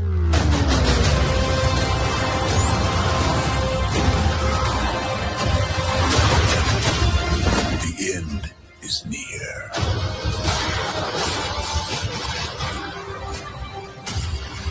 When I'm done, half of humanity will still exist.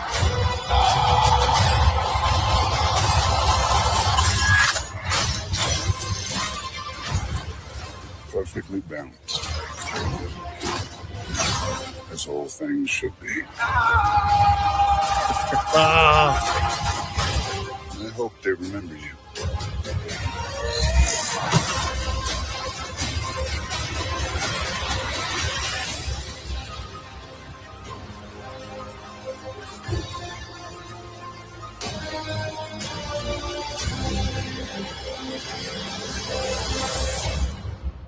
I'm Peter, by the way. Doctor Strange. Oh, you're using your made-up names. Then I am Spider-Man.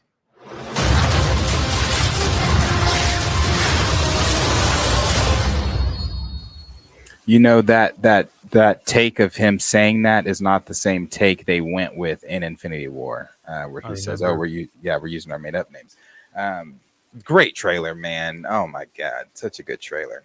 Such a good trailer. Seeing It's my Steve it's Rogers my holding favorite. up Thanos' hand. Oh, he's struggling. That's the best hero we got, and he's losing to Thanos. This was my favorite Marvel. It's still my favorite Marvel film. Great. Really, really, really, really great. Now I'm 24 and grown. Where did the time go? Hey, the years start coming and they don't stop coming. Yeah, this was great, man. I miss those times. Miss those days with Marvel. Miss those days. But they better bring that type of sauce and energy with the Doomsday trailer. It's the Russos. There's only one way they know how, and it's like that. Good. Cam agrees it was the best one for sure. Oh yeah, Infinity War is, man. This isn't the first trailer. No, this was the second trailer. The first one came out like December, months before. Yeah. Good times. Good times. Yeah, they gave you information. They let you see the fighting. How cool was it just to see Peter Quill, Tony Stark, and Peter Parker, and was Batista's character, and they were like together. You're what? And he's joking about who's got the best plan. Oh, they're gonna fight together. What? Oh. Yeah, it's the editing too at the beginning. Great. Tell me his name again. Thanos. Great. Yeah, such a good movie. The opening monologue Thanos gives to the Asgardians. Fantastic. This trailer came after Black Panther was a success, so they knew to include a lot of him in this trailer more than they probably would have. Well, he kind of overrepresented, actually, considering his role in Infinity War. He doesn't even show up until the second hour of the movie, really. But he shows up in a solid way when they're trying to make a plan. What are we gonna do with Vision? And then Steve says, I know a place. And you can hear the drums also. You're like, yeah, he knows a place. He knows a place. Like the suspense. I was like, please say Wakanda. And you can hear the drums. He's gonna say it. Yeah. Yeah, great. Oh, you don't like Age of Ultron? I think Age of Ultron is unfairly criticized sometimes. I like Age of Ultron a lot. I think it's great as well. Doesn't it get better retroactively because we see Claw in that movie, then we get to see Claw in Black Panther? Like it's more richer when you realize that it's an Infinity Stone that Vision's got. When you realize like what happens in that movie really sets up a lot more. I think we can look back and say, wow, it was doing groundwork. This was good. Yeah. I like Ultron, Age of Ultron. Introduced Wanda and Quicksilver. He introduced Falcon on the team. We got to see War Machine show up on the team. They expanded the team very well. And Hawkeye got more. Maybe that's not a plus because it's Hawkeye, but Hawkeye got more in this movie. I really thought he was going to die. Got the good scene between Hulk and Iron Man. The great highway chase scene with Ultron and the Avengers. That was great. Great voice for Ultron. Man, you can't beat James Spader as Ultron. When he comes out with There Ain't No Strings on Me, that shit is great. Great. Ultron got better with rewatches for me. Ultron is overhated, but was retroactively improved by later titles. It was a beautiful mess at the time, more set up than a movie in its own rights. The best line from Marvel, Haven't was I that killed worse? you already? Haven't I killed you already? I'm trying to remember who said that. Haven't I killed you already? Oh, that was Kang talking to Ant-Man, right? Yeah, that's right. Which one are you? You're not the one with the hammer. Yeah. If you guys want to see Jonathan Majors, check out his movie with Ben Shapiro. FOC is March 30th. I'm kidding. I've got something. Hold on. I'm kidding, but I also I look at it a lot differently than I did. I always looked at it this way with Jonathan Majors. Fuck. Why that movie? But also, okay, well, who's paying him? Why is he being blackballed? Where is Spike Lee? Who got him for The Five Bloods? Where's Coogler? Where's all the other options that he's supposed to have? and he's not getting them. So what am I supposed to say? No, you sit there, Jonathan. You don't get paid. You sit there and you say no to the guys who are going to give you thousands of dollars to act. Say no and keep waiting. Oh, no one's offering you the role. No, stay there and don't get paid. I don't care about your bills. You know what I mean? Like, it's very difficult to say that to somebody. And then I have to weigh my morals and I say, all these other studios are at the top. They're run by somebody evil. And so why am I okay with him working at Paramount, but I'm not okay with him working at Shapiro?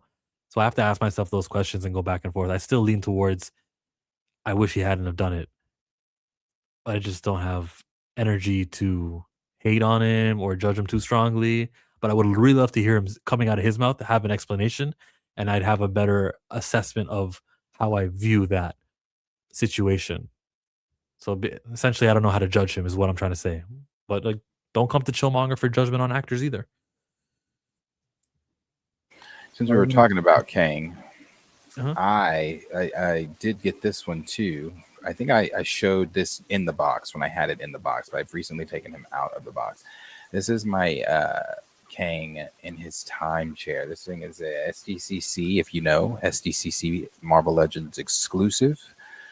So if you didn't get it, you have to get it buy it off somebody else. Not me. I got this at I don't know if you guys have vintage stocks around. It's like a lesser value Hastings.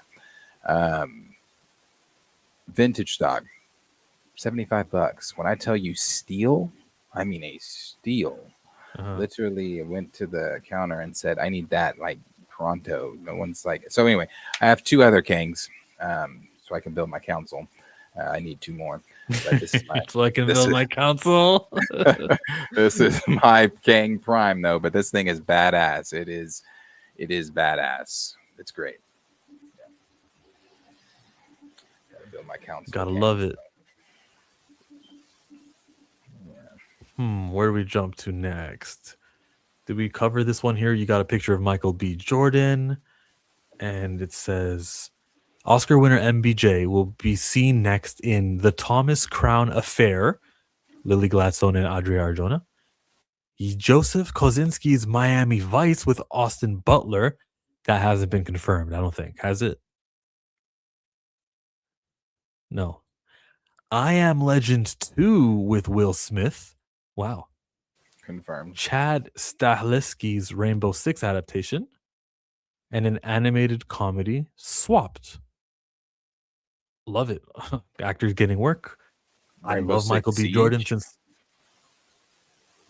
Is that Rainbow Six Siege, the game? the game has got to be the game. There's no other Rainbow Six. I was gonna say. So yeah, that's going to be adapted. Sick. Video game adaptations are on the rise and they're succeeding. Yeah, he's very got a very busy schedule. Booked Schedule and out. busy. I heard Charlemagne said he's one of the last real movie stars.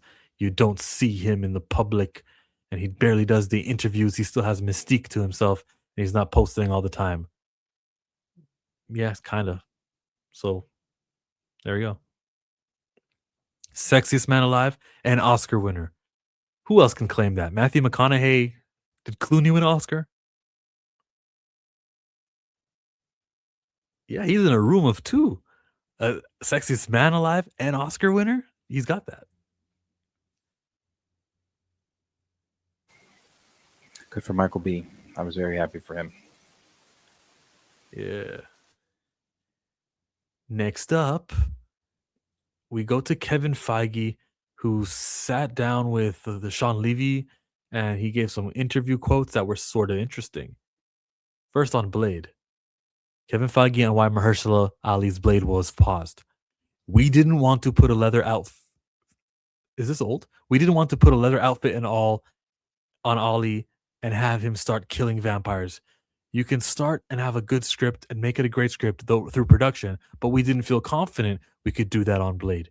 We didn't want to do that to Mahershala and didn't want to do that to us. Do you buy it? No. It doesn't even make sense. So no. We talk about James Gunn all the time. Sometimes we contrast him with Feige, and we just simply say Feige doesn't talk that much. Here's Feige talking, and this is just utter BS. Is it a lie? Maybe he's telling the truth. Maybe he really wanted to protect Blade.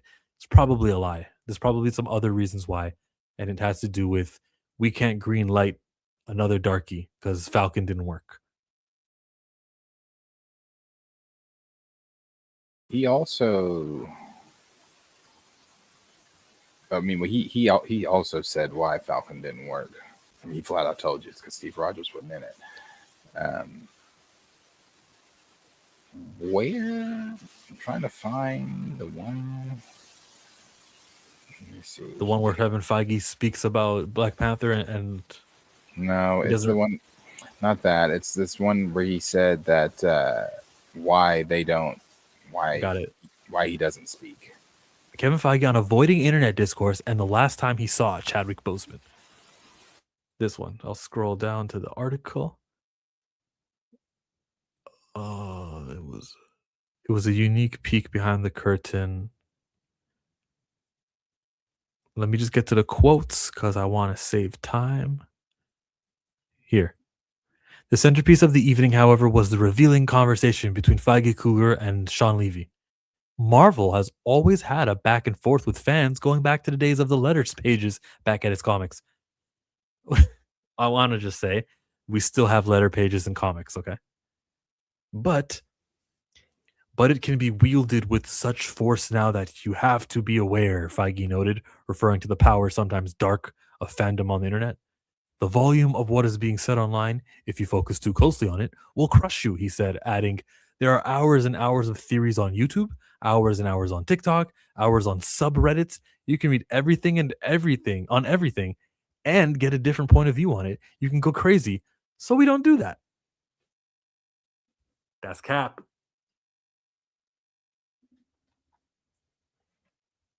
Yeah, definitely.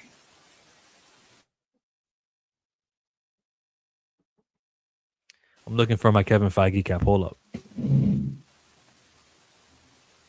Yeah, Kevin Feige's full of it. What? I didn't even see what he said about Chadwick Boseman.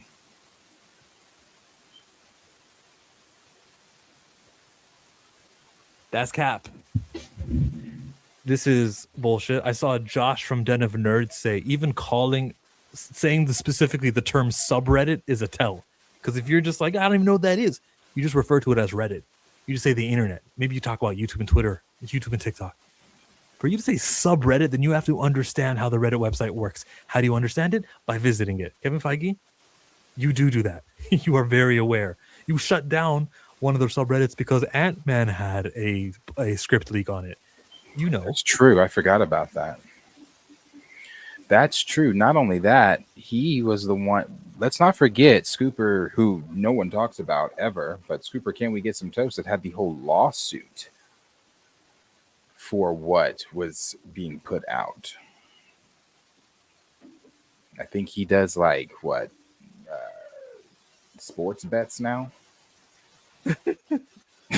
I'm pretty sure that's what his Twitter is now.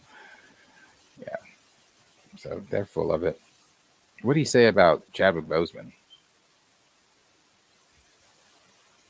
I'll just read the whole thing. I think it's all important. Marvel finds the best way to get early audience feedback is at the movie theater at test screenings. It's just like film students showing their films to peers for feedback. Only, as Feige noted, it happens when you've already spent almost $200 million on a movie and you screen it for people and they're like, what was that? And then the panic sets in, chimed in Levy. You panic, feel like shit, and then you go back to work. Feige admitted to not understanding early in his career that that disappointing tests are sometimes filmmakers at every level deal with. Pause. I have a reaction to this. I'd like to know which movies are getting the what was that. Are you telling me Avengers Infinity War and Endgame got a what was that? Also, it's very hard for me to believe that people saw Endgame and said, what was that? Actually, they probably should have never even gotten screen tests because of how many secrets there were in that movie.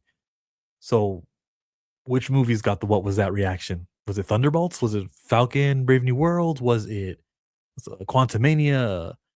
He's not going to say that, but it has to start with, to me, film-wise, it would have to start at Quantumania. maybe even Eternals.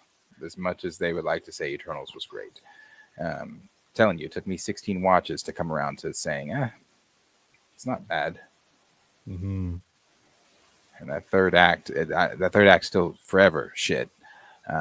So it has to either start there or Quantumania. I mean, I can't think of the last time I came out of a Marvel movie and said, man, that was phenomenal.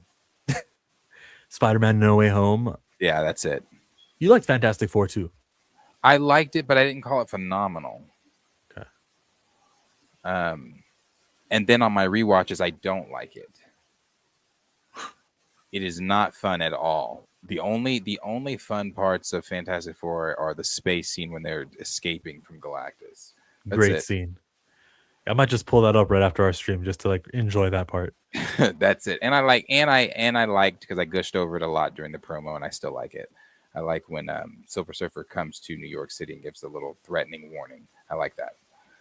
I must have missed that part of the movie. Silver Surfer was in it? The dialogue, and I like that a lot.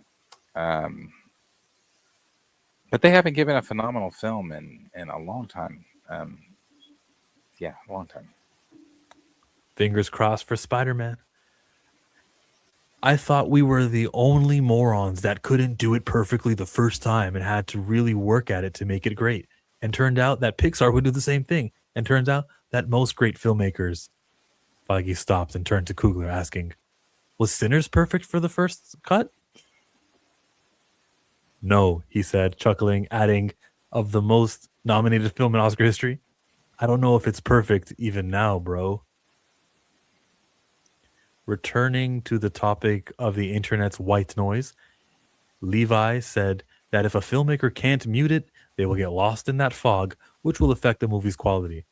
Okay, as much as I'm disagreeing, as much as I'm hating, it is smart to turn off the white noise and just do the best job that you can do and not like have other people's vision. Oh, people think that it would be really good if we had a spider in this movie, or it would be really cool if we had a blank. And then you start shifting and you take attention away from the characters that were needed, and you got to do your movie. So that does make sense to turn off the white noise. Well, and ultimately, I believe this is why the Russos were brought back.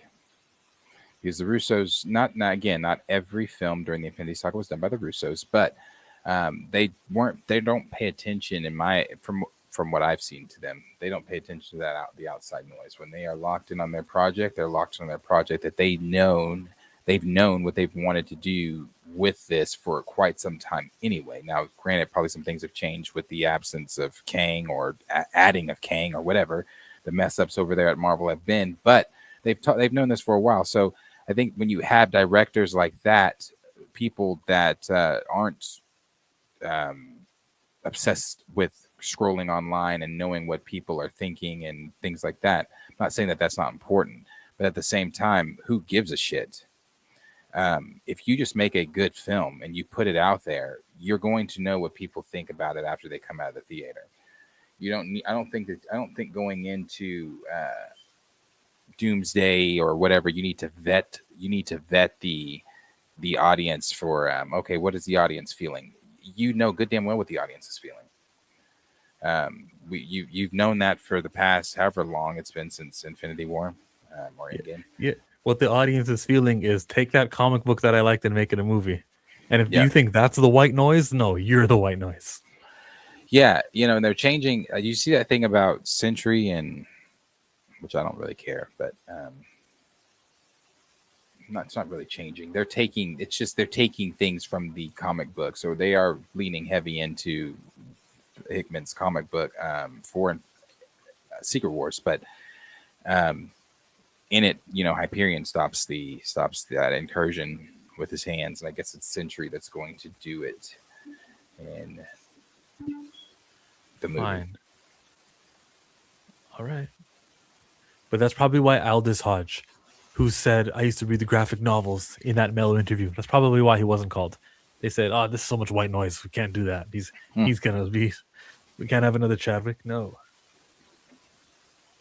We're working on a big, and when you're working on a big franchise, stuff like Marvel and Star Wars, you've got to know when to put it down, go quiet, and go back to what you had in your head and in your voice when you began. The evening's conversation veered into a look at Marvel's process of hiring filmmakers, wherein Feige said that vibing with someone and asking if he could spend the next 2 years with him in an intense situation was almost more important than a person's previous work. Uh-oh. Why? Why would that be more important than your previous work? Your previous work should speak for itself, and then you hire him. Coogler hilariously recounted seeing the first Iron Man on opening weekend at the ArcLight in Hollywood, during which he left to go use the restroom, only to find himself temporarily locked out of the theater by security because the filmmakers were there to greet the audience ahead of the screening. I see Feige. I see Downey. I see John. I said, I want to be involved with that. And they had Stark Industry jackets and shit, he recalled. Once back inside the theater, he remembered Downey. Well, thank God he didn't get arrested this time. Downey crackling the audience up. And then once the movie started, it was magic. And it was my first semester at film school. I had just moved to LA. And I thought to myself, I can't believe I'm here. And Levi told of how Hugh Jackman's participation in what became Deadpool Wolverine unlocked the story for that movie. Nostalgia became the very visceral theme for the feature. It was heaven to sit there and go, who do people miss and they don't even know how much they miss them? What would be the most delicious wish fulfillment for us as fans? Feige and especially Coogler have not spoken publicly much about the immediate aftermath of the death of Black Panther star Boseman, who passed away 2020 after succumbing to cancer. But on Thursday, in front of the crowd of eager listeners, they opened up about the dark times. Feige revealed that during his last in-person meeting with Marvel execs, Boseman expressed how much fun he was having voicing the character of T'Challa in the Black Panther, the What If. He wanted to bring that fun vibe to the next Black Panther feature, which ultimately he never got the chance to make. Doesn't that mean that he wanted there to be T'Challa in the movie? Huh, Kevin? Huh? That anecdote served to underscore Feige's broader point about how he took Boseman and, in fact, took other colleagues and friends for granted. He explained that on most movies, people work very closely for a period, and then they may not see each other for years after the movie wraps. But with Marvel, there was always another movie to make, another Panther or Avengers or Iron Man around the corner. We will be back in there. That was always my expectation. So the need to set a dinner or lunch to say hi, I just never do, because we're busy and because we're going to have a next time. And that hit me like a ton of bricks when I realized that there wasn't going to be a next time. Coogler, meanwhile, you want to comment on that one, on his comments on Chadwick Boseman? No. Coogler, meanwhile, revealed that in the time after Boseman's death, Feige and CEO Bob Iger flew to the actor's home in Oakland, all while COVID pandemic was still at a high. That's new. I didn't know that. They came to our apartment in lockdown, and we walked around the Richmond Arena and just talked. And that was the first real check-in, he said. And it wasn't, hey, what are we going to do about this franchise? It was about, hey, are you okay? How are you taking it? It was real moments where you see the humanity beyond the corporate things and the financial responsibilities. Brother, Bob Iger is an evil Zionist. Zionism, white supremacy are linked hand in hand. If in that meeting with you, Ryan Coogler, he was planting seeds or giving you doubt or encouraging the absence of T'Challa, then this just confirms my theories and everything. I really don't want to hear that. I don't think of him as, what a humane thing to do for Bob Iger. I think he went, ugh, this black movie franchise got too big. Let's tell Ryan Coogler about how, hey, you don't even have to do the second movie. Don't worry about it. I think that's what Bob Iger's evil secret mission was, because I am that theorist. Red flag. Coogler called that period of profound experience and said he really tried to learn the lesson of not taking people for granted, to not fall into the I'll see you at the next thing mindset. There was only one Chad, bro, and there was only one character that was really meant for him. Red flag. Darius, Ryan Coogler just said there was only one Chad, bro, and there was only one character that was really meant for him. He's doing what Chad asked you not to do. You're really limiting him. You're really limiting the character. You are attaching actor with character. You're doing some regressive stuff, and it's fine if you said that 3 years ago or 7 years ago when Chad died, 6 years ago. You're saying that now? Why are you trying to justify Toussaint on me and how you're not going to continue with T'Challa? This isn't T'Challa. It's as much as I always hate to rain on the T'Challa recasting parade because I want it just as much as everybody else. I think this just further speaks to when I say it, I know everybody hates it, but what I've been saying, they're not thinking about recasting T'Challa. They're just not. And again, I'm not faulting the man for having a relationship with the quote unquote friend. I am faulting the man for not being able to take his personal feelings with that quote unquote relationship with that friend out of his out of a business decision, out of the Marvel, because the Marvel moves on without Chadwick Boseman. I love Chad. Again, as I've said many times talking about Chad, I believe a lot of people, especially a lot of these anti-recast folks or whoever, believe that or didn't even know who Chadwick Boseman was. A lot of these Marvel folks, not even just anti-recast, all these Marvel folks didn't even know who Chadwick Boseman was until he took the role of T'Challa. So this whole like, oh, it's so special, he's so special, this, and I'm not saying he's not, but he's not above a recast of a character he played that was created long before he was even thought of. So I think this just speaks to that. I mean, as much as, again, I didn't even want to, when it happened, I didn't bring up the Hollywood Walk of Fame speech, but I think that also spoke to it. I think that the speech he gave at the Hollywood Star spoke to, hey, I'm sorry as much as you. I'm not sorry. I'm not even sorry. I don't know. I'm not in Ryan's head. He doesn't have social media or any of that stuff. He's not thinking about a recast. Marvel is not thinking about a recast. Whatever was presented to Damson, it is not that of T'Challa. Whatever was presented to Damson, as I've started to kind of, maybe it was today I had the revelation of just listening to Aldous. I had the revelation while listening to Aldous. Whatever was presented to Damson, I don't even believe he fought for what maybe some of us were even saying, oh no, he was probably fighting for, oh no, I want this to be the T'Challa and I want this to be a longer than just a cameo. I don't even think it was any of that. It was probably more of a paycheck thing. Is this going to be more of a bigger than a cameo? I don't really care if I'm T'Challa, T'Challa, T'Sun, whoever. I don't even think he cares on that level that we care. Damson, I don't think he cares on that level that we care. And the reason, again, that I say is just because I've not heard him give, and you could say your argument to me could say, well, Darius, he doesn't publicly have the role. Okay, cool. But that doesn't mean that you can't give an answer like Aldous has given, even though you don't publicly have the role. So I don't even think he cares on the level that I've been saying this stuff. I've not said it about Damson. I'm saying it now. I don't even think Damson cares on the level that we care when it comes to recasting T'Challa. So I said all that to bring it back to the point I've been making since 2 houses ago. They are not thinking. They're not sniffing. It's not written on a board somewhere. They are not talking about recasting T'Challa. I love all of you in this chat, and I love you guys. But E-Man, and I love E-Man too. I don't care what E-Man had, what conversation he had with the Russos. I really don't. I don't care what comic you've shown them that they've read front to back 1,000,000 times, because that's the comic that this movie's based on. I don't care. They've seen that panel. They know who's in the book. They're aware. They're not thinking about a recast.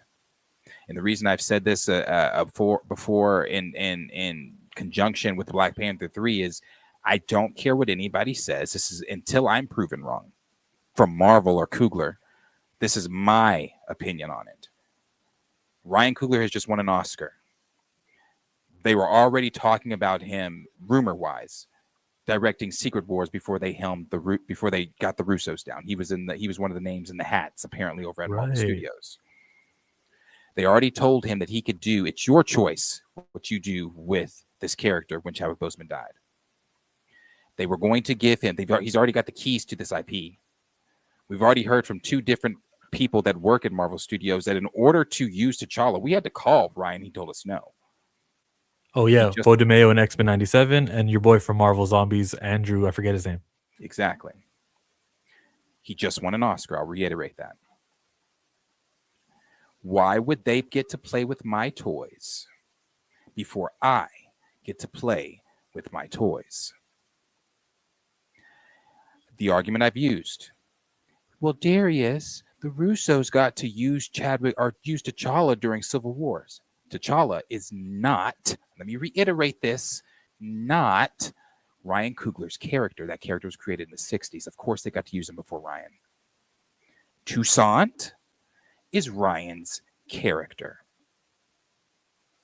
It just doesn't make sense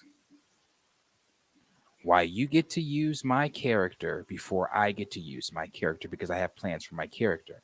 It never made narrative sense for him to be aged up anyway. So I stand by what I've been saying. He probably is still not T'Challa because I don't believe that, because they don't want to touch that. From another universe, from a different timeline, pulled out of someone's ass, it's not T'Challa, son of T'Chaka. That right there is going to be the same way we're pulling the Fantastic Four from the 60s. Doesn't mean that every timeline is the same year. Every universe is in the same year or whatever. Yeah. So if you can pull the Fantastic Four from some 60s universe where they only exist, what's stopping you from pulling a Black Panther from a universe that T'Challa's maybe not born yet? They've already shown you what that would look like with the animated series nobody watched, Eyes of Wakanda. Remember, they said, hey, this is before T'Challa. He's not even born yet.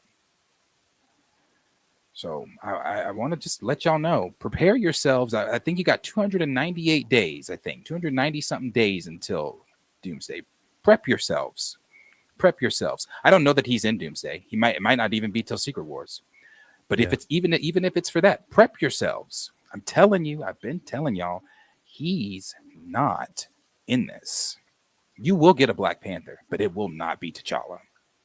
And I think that what Ryan just said in this, because I read this earlier. I'm sorry, I didn't read this part earlier. I saw that Cornelius had retweeted this and said something. I think he even said, I think this speaks to we may not be getting a recast. And I said, after I read it, I said, oh, yeah, of course it does. Of course it does. Because he's been telling you this since Wakanda Forever. He told you then, but I know everybody, like me too, I had the same hope. But it was when I had that revelation, I don't remember what it was that clicked. I don't remember what it was that clicked for me. But when it finally clicked, you see it with new eyes. You don't see it with the wanting of the recast. I still want the recast. I'm just not naive to it. I know it's not happening. Not anytime soon, at least. Not while Ryan Coogler, the Oscar-holding director, is over the IP. I don't even believe the stuff anymore of, well, I believe it. Yes, of course. Kevin Feige is the president. He can go in there and tell Ryan Coogler or the Russos that, hey, this is what we're doing and how we're going to do it. And this boom, boom, boom. He could. They could give pushback as directors or whatever. But the whole argument of, Kevin Feige might just be fed up with it. Kevin Feige might just be reading stuff about recast and be like, let's just give him what we want. He, money said this is T'Challa sells this is that. Let me tell y'all something. This is the last thing I'm gonna say on it. No one looks at, they're not the general audience, Ryan Coogler, that they're not all of that. They don't look at this franchise the way that Aldous just speak about this franchise. They don't look at this franchise the way that we in these spaces speak about this franchise. It's not the same for them. So the way that we're looking at recasting T'Challa and wanting to see T'Challa and things like that, the general audience and things like that are not looking at it that way. It's just a Black Panther for them. And as long as Ryan Coogler holds the keys to this franchise and he speaks about his friend the way that he is speaking about his friend in these interviews and still speaking about him, and I don't expect those feelings to ever go away, then you're not going to see T'Challa on screen. Not with Marvel Studios. It's not going to happen. Funny you should mention Ryan Coogler speaking on his friend. This was months ago, and he's speaking on his friend, and you get to see the level of friend Chadwick Boseman was with him. Listen carefully. Me and Chad didn't get to hang out much, but when we did, it was awesome. But when I think about it, I always go back to our time spent on set. I mean, is that not proof that you were work friends? That we didn't get to hang out much? Most of the time we spent was on set. The attachment is unreasonably destructive and regressive to the greatest black character in fiction, like the most impactful, highest grossing, the most positively outcome producing character that there is that you have. And you're like doing this for a guy who clearly you did not know close enough. And I say that clearly he doesn't know him close enough because I cut to people who he did know close enough, like his boy, like his brother, Derek Boseman, who's been given quotes. Like there's a play right now, Azure, what was it called? Blue, something that there's a play happening in London. And when they asked him, how do you feel about this, Derek Boseman? Like, and he said, like, yeah, this keeps my brother's memory alive. Continuing what Chadwick Boseman was working on keeps it alive. If I look on my computer for Derek Boseman, there's a short right here. Not him, and he wasn't Chad. Chad was Chad. T'Challa is just a character. When Christopher Reeve had the accident, they didn't stop having Superman. They just got somebody else to play the role of Superman. I think that the role was far too important, and it was bigger than just one person because of the effect that it had on black children. That quote there, I think I contrast that against what Ryan Coogler said about his work friend, about a guy he didn't spend too much time with except for on set. And salute to Ryan Coogler's talent. No one's insulting that. I really am just pinning this on Ryan Coogler had an impulse emotion, and the emotion is still standing. It's still staying there. Maybe he's very an empath. Maybe he's very emotionally driven. I'm not trying to insult you in any way, but that you can't see what Aldous Hodge sees that we covered earlier on this stream, Ryan. I don't apologize for calling you out on it and saying this. I don't feel like I'm speaking out of school or I'm off code or something like that for having criticism towards you, Ryan Coogler, if you're watching. But you guys don't watch subreddits and YouTube theories. But you're wrong, like completely wrong about this character specifically, and you need to get him out of there. That's what I was going to say too earlier, when I was saying about the whole last thing I was going to say. I think we are now in the era of Ryan Coogler's career where I want to go see a Ryan Coogler film. And Black Panther 3 is a Ryan Coogler film. It is a Marvel Studios, obviously, film, but it's a Ryan Coogler film. And I think people are wanting to, that's more attractive because, again, general audience doesn't really care. T'Challa, Bashanga, whoever you put in there, if it's a guy at this point, that's what they're asking for, general audience-wise. So they don't really care. So at this point, I'm just going to see a Ryan Coogler film. So I'm telling you, it's the decision that was made in 2022 to not recast T'Challa has unfortunately put this franchise not in an irreversible place because it's very simple, but an irreversible place for them. They are not going to reverse on their decision. Man, they stood 10 toes down on this. 10 toes down. 10 toes down. I remember after Wakanda Forever, people telling me after I made the switch in my brain, I had that. I remember people telling me, "Oh, well, that doesn't mean that they can't, they can't change this." I'm telling y'all, man, it just. I don't know. I keep waiting. I just keep waiting and waiting and waiting and waiting for them to give something that shows what they're truly doing. It makes me think of the Nate Moore quote. And Nate Moore, did he lie to us? So I'll put this down, go back to the article. But if Bob Iger linked up with you guys in Oakland, all while the COVID-19 was still at a high, I want to know exactly when. How long after Boseman's death was it? Because it just says Coogler, meanwhile, revealed that in the time after Boseman's death. How many days after was it? Because Nate Moore told us also about the time after Ryan Coogler's death. This was him on the Ringerverse talking to Van Lathan. What are the chances we see the character of T'Challa in the MCU moving forward? And what is it like having to balance loyalty to a fan base, I'll play the whole to thing. a performer, as regal and elegant as Chadwick Boseman, Yeah. along with the future of that franchise, that character, and of Wakanda? Yeah. It's a great question.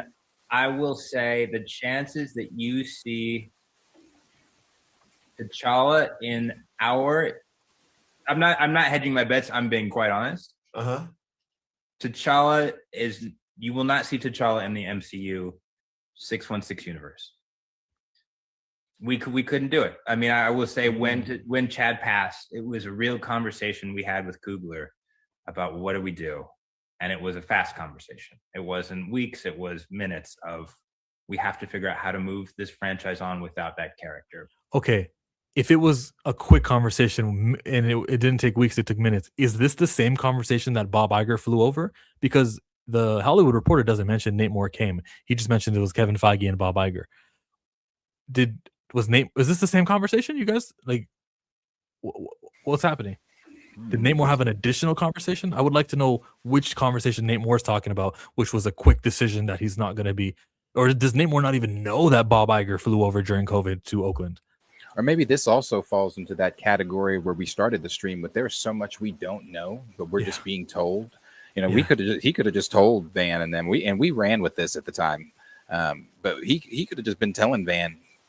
It wasn't weeks, it wasn't minutes. We decided very quickly we're not going to recast him. Meanwhile, he wasn't even invited to the cookout. So we don't, from a Hollywood Reporter's perspective, unless there were two different meetings. Yeah. Yeah, I wonder which meeting was first. Well, because I want to look at Bob Iger as someone who kind of, in an early moment, fresh off of the shock, did Bob Iger plant the seeds to kill T'Challa permanently? And Nate Moore doesn't know that. And that's why he just thinks, yeah, we had a quick meeting. It only took minutes. Maybe the meeting with Bob Iger already that they've already had and Nate Moore doesn't know about is the decision to kill T'Challa. Maybe. I'm just open to that. I'm also, I don't know. I'm just asking questions. I have no proof. This is just all weird. All I can do is talk about what we've seen. And he spoke to the Ringerverse 3 years ago now. This tweet came in 2021, actually, in November of 2021, a year before Wakanda Forever came out. So I'll keep playing this interview just for those of you who haven't seen it because it's been a long time. Because I think we all feel so much of T'Challa in the MCU on the screen, not in comics, right? Is tied to Chadwick's performance. Is what he brought to that role, both on and off screen, I would argue. So as hard as it is narratively to figure out what to do, because it's a big hole, at no point did we consider recasting him. So the challenge for Black Panther Wakanda Forever is telling a story without T'Challa. And the unnecessary challenge. That shit just I think it's a challenge. He should go back and watch this interview and ask himself, does that shit even make sense? The challenge now is telling the story of Wakanda without T'Challa. Without the Does main that even, character. does that even make good dumb sense? That's crazy. Like, he should really go back and re-listen to this. The challenge now when I get in my car is starting it without my engine. Yeah. We're up for, and obviously we're in the middle of it, and we're figuring it out. And it's so far, I think what we're getting is great. But the challenge of the movie, I think, is to entertain people. But there will be a level of, I think, catharsis in people coming back to this universe without that guy, because that guy and that universe, to me, are one and the same. So as filmmakers and storytellers, you have to figure out how people are going to feel going into your movie and what you want that movie to say about that guy who's not going to be in your movie. Wow. They said, They weren't happy with that. No, that's funny. COVID was a hell of a time, was it not, Road Comics? My gosh. Yeah, here's something else about how we don't actually watch the streamers. I covered the Wakanda Forever podcast, and specifically the episode where Simone Bozeman was asked by Ta-Nehisi Coates on the podcast about recasts, or she brought it up too, and she just said, I know it's not something that he would have wanted to end, she said in the podcast. I covered that on my YouTube channel. It was missing. It disappeared from the Spotify. It was everywhere else. And I'm like, okay, because I covered it and because I covered Spotify, somebody at the office took it away. I called them out on it, and it came back. It returned. If I go to Wakanda Forever podcast, for the regular viewers of my channel, you guys know and you remember that I covered this, that it was missing. If I go to the Wakanda Forever podcast, all 6 episodes, including the Simone Bozeman episode, chapter 5, 4, 3, 2, and 1, they're not all missing anymore. I remember, I think they removed, they kept chapter 1. I think they removed chapter 2 with Kevin Feige and Nate Moore, and they removed chapter 6 with Simone. I remember that, and I thought it was very weird, and it only happened on Spotify, but not iTunes. You guys are listening, okay? Because it's back now after I called you guys out. Appreciate you guys for watching. Like, comment, and subscribe. Hype the videos. It makes a difference. Allows me to get paid. Back to the article, which we haven't finished reading. Coogler, meanwhile, I think we were here. Years before Feige worked with Coogler, Levi, or Bozeman, he grew up obsessed with the idea of attending USC after learning that his favorite filmmakers, George Lucas, Ron Howard, and Robert Zemeckis.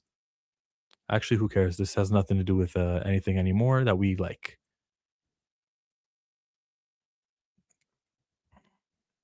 Oh, we're good. Yeah, they. Yeah, we'll see. We'll see what happens. I'm gonna clip that little 15-minute chunk where we were just talking about Black Panther, recast T'Challa, and everything, and I want to add a point to it towards the ending of this. What should we say to put a bow on this video, Darius? What's important that we haven't touched on? I mean, for me, I don't know that there's anything important that we haven't touched on, because I feel when I personally talk about recast, I feel like a broken record. I feel like the things I'm saying, I've said over and over and over again, because there's no new ground to break. Until Marvel tells us something, there is no new ground to be broken or moving forward, the pin moving forward, needle, whichever reference, with this topic. We have to know from Marvel Studios, or hear something from Damson or whoever is portraying this role, what's happening. Yeah. Because for me personally, I have nothing else that I can give that's not doom and gloom. That's not, going off like I just did a few minutes ago, talking about prepping yourself. So I need to hear it from Marvel.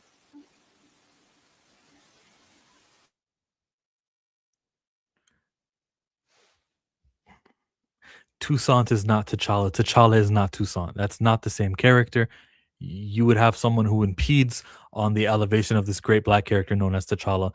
The one that Chadwick Boseman was trying to elevate, that character, is who you should continue trying to elevate, not Nakia's son Toussaint from Haiti, getting him older and then going, we can lead the franchise with him. All you guys needed was a male. It's not a male-female thing. It is specifically about the 59-and-a-half-year-old entity known as T'Challa the Black Panther, created by Stan Lee and Jack Kirby. Just like Bruce Banner is really important, or just like Clark Kent is really important, so is T'Challa, and he deserves to be re-envisioned with new actors and kept prominent forever and ever and ever. None of that is anything to do against anti-women or Letitia Wright's version of Shuri or anything like that. If they decided to make a second movie with Shuri because the main actor Chadwick died, and I would say, okay, that makes sense. You guys are going to do a second movie. It's going to be focusing on Shuri. I can see why you would do that. You got the actors in the same place. They all scheduled there that year, that summer, that they're going to be there filming in 2021. Makes sense. Yeah, sure. Thumbs up and all that's good. Don't kill T'Challa, though. Explain why he's not in the movie, but don't kill T'Challa. They decided to kill T'Challa and triple down and say that he will not be recast, as Kevin Feige has said in December of 2020, even though William Hurt is an actor who died of cancer, but they had no problem getting Harrison Ford in to play Thunderbolt Ross. It is imbalanced. It is crazy to hear Bob Iger now, this new revelation that he was part of the party visiting Ryan Coogler to console him is strange, because Bob Iger is also in charge of Lucasfilm Star Wars, where the actor who played Baylan Skoll, Ray Stevenson, he passed away, unfortunately, and they got Rory McCann. They got him to play Ray Stevenson's character, Baylan Skoll. There is no precedent in Hollywood for this. It is specifically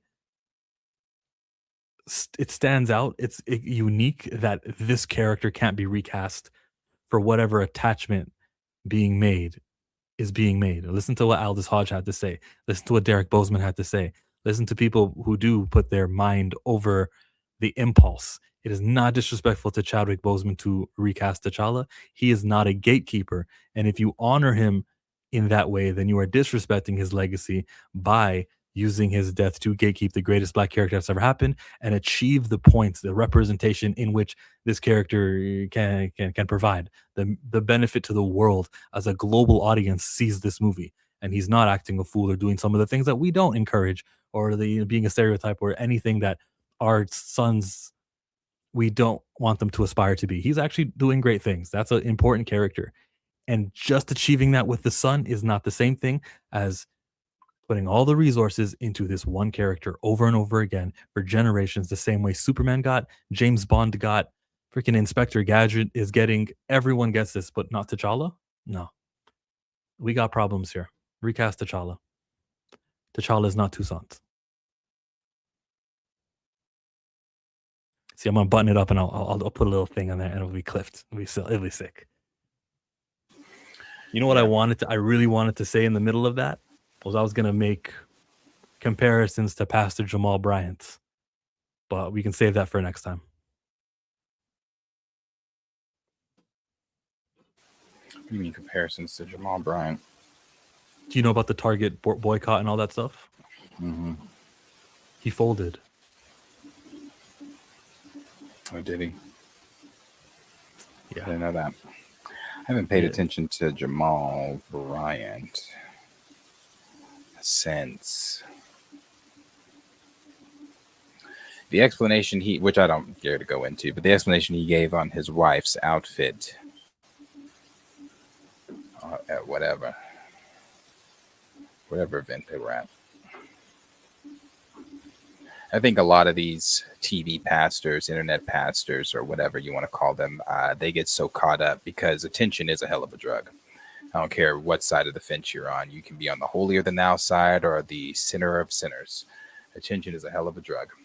And these pastors like Todd, these pastors like Jamal Bryant, these pastors like corrupt, Joel Osteen's been corrupt for a while, but these other, these TV pastors, these internet pastors, these live stream pastors, they all get very corrupt and loose in their messaging, and make it about them and make it about, because his explanation on what he said about his wife and that outfit, I'm not a pastor. I don't have a pastor's wife, but there's a certain level of decorum that you act with as a person in the pulpit. So when you are coming out, whether you're in the pulpit or out of the pulpit, I understand that you are human. You're going to, but when you are going to a public event like that, you are the pastor's wife, and you being the pastor, letting your wife come out like that. And his explanation was, y'all have never been nowhere, so you don't know how to behave when you're invited to higher up places. Nigga, what? So I use Pastor Jamal Bryant loosely. Attention whore Jamal Bryant, whatever you want to call it. Yeah, Jamal Bryant, Michael Todd, all of them. Michael Todd posted a video the other day on his Instagram. Not on his Instagram. He posted, and I agreed with the comments. The people were saying, "Why is this on the church page?" I unfollowed him a long time ago. I thought I unfollowed the church page, but I unbeknownst to me, to that post, I didn't. But I unfollowed him after that post.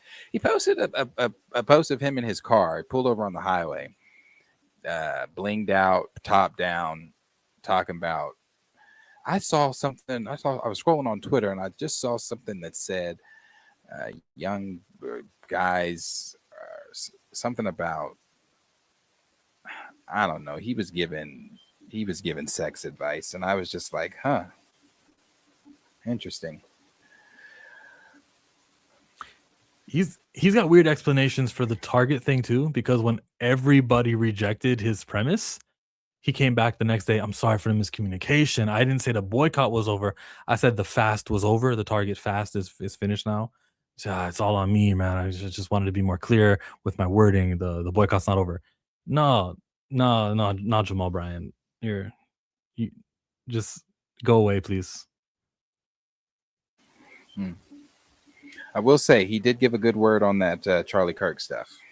He spoke a good little 3-minute viral clip on that. So, Which he can do, but if Target or whoever is offering him something to guide the community into accepting Target again, then he'll be paid off for that. But who's going to pay him off on the Charlie Kirk side? You know what I mean? Like, there was no one to pay him off, so he can tell the truth and be all hard and great with words and everything. But how do you galvanize? See, you get what I'm trying to say. It's obvious that Target reached to him. Maybe they got blackmail on him. Maybe who knows what. But they shut him up real good. The thing is, he wasn't even the guy who created the boycott thing. It was some other woman who went like, "Yeah, I wasn't even invited to this meeting. What do you mean? How could you say the boycott was over?" Like, she's speaking up. All you got to do. So just the comparison to recast. All you got to do is get to the leader, and you can shut them up real good. CJH, thank you for being a member for 11 months. Lauren said, "I hear you, but they might. They might." Like I said, I don't have that. If I have that, it's about 5% of the thinking that they might. I don't. They've all but shown me physically that he is. That they're not. Ryan has just given another little breadcrumb.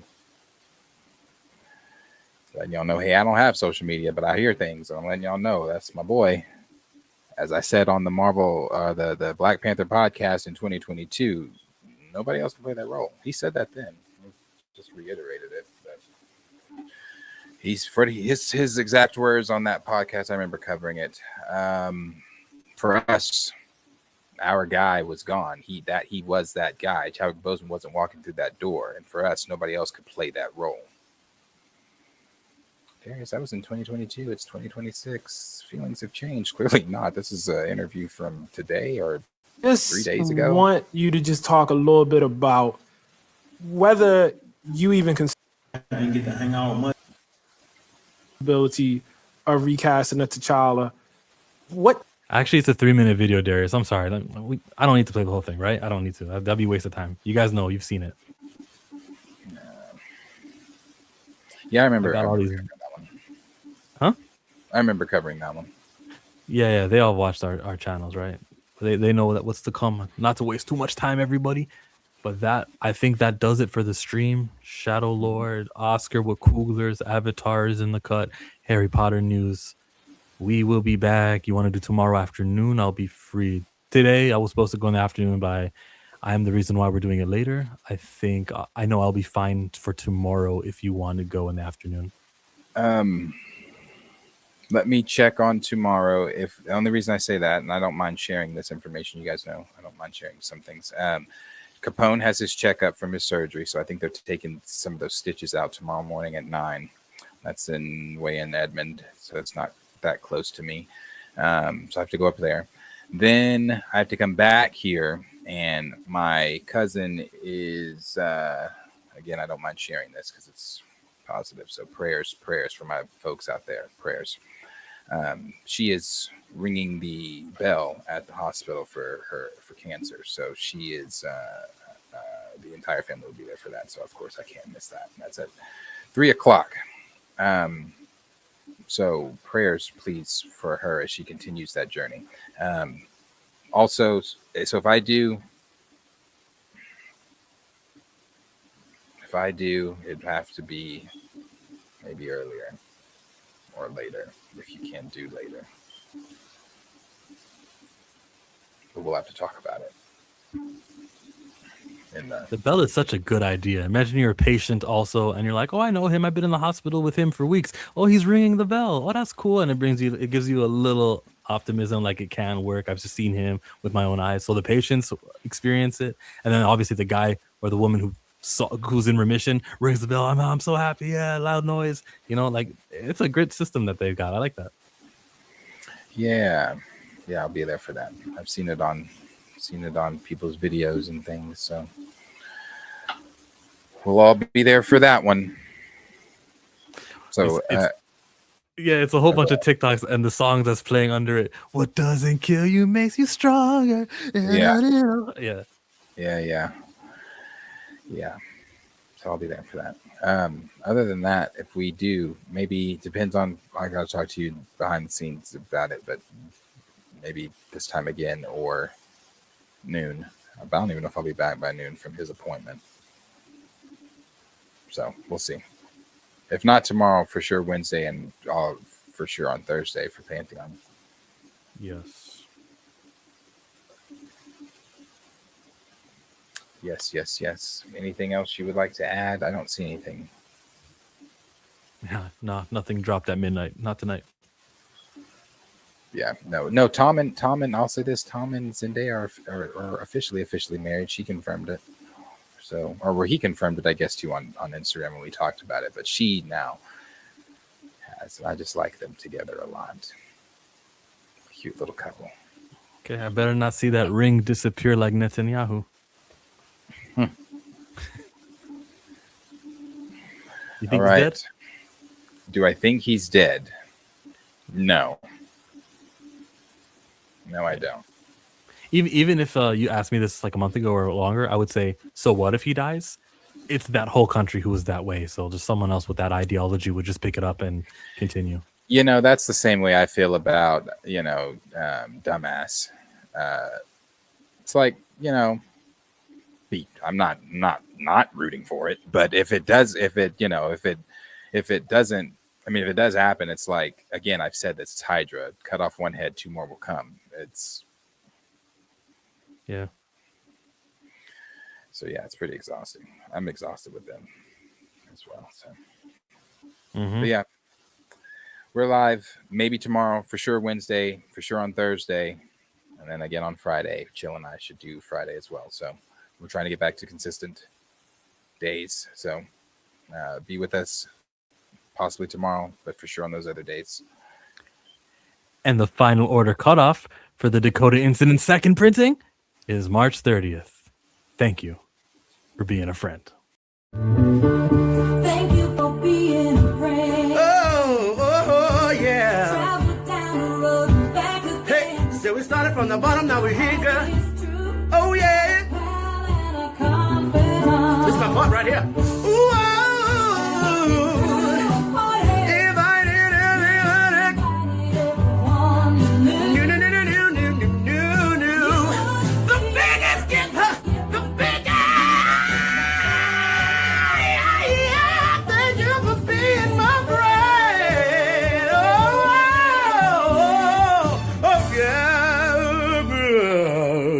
hallelujah.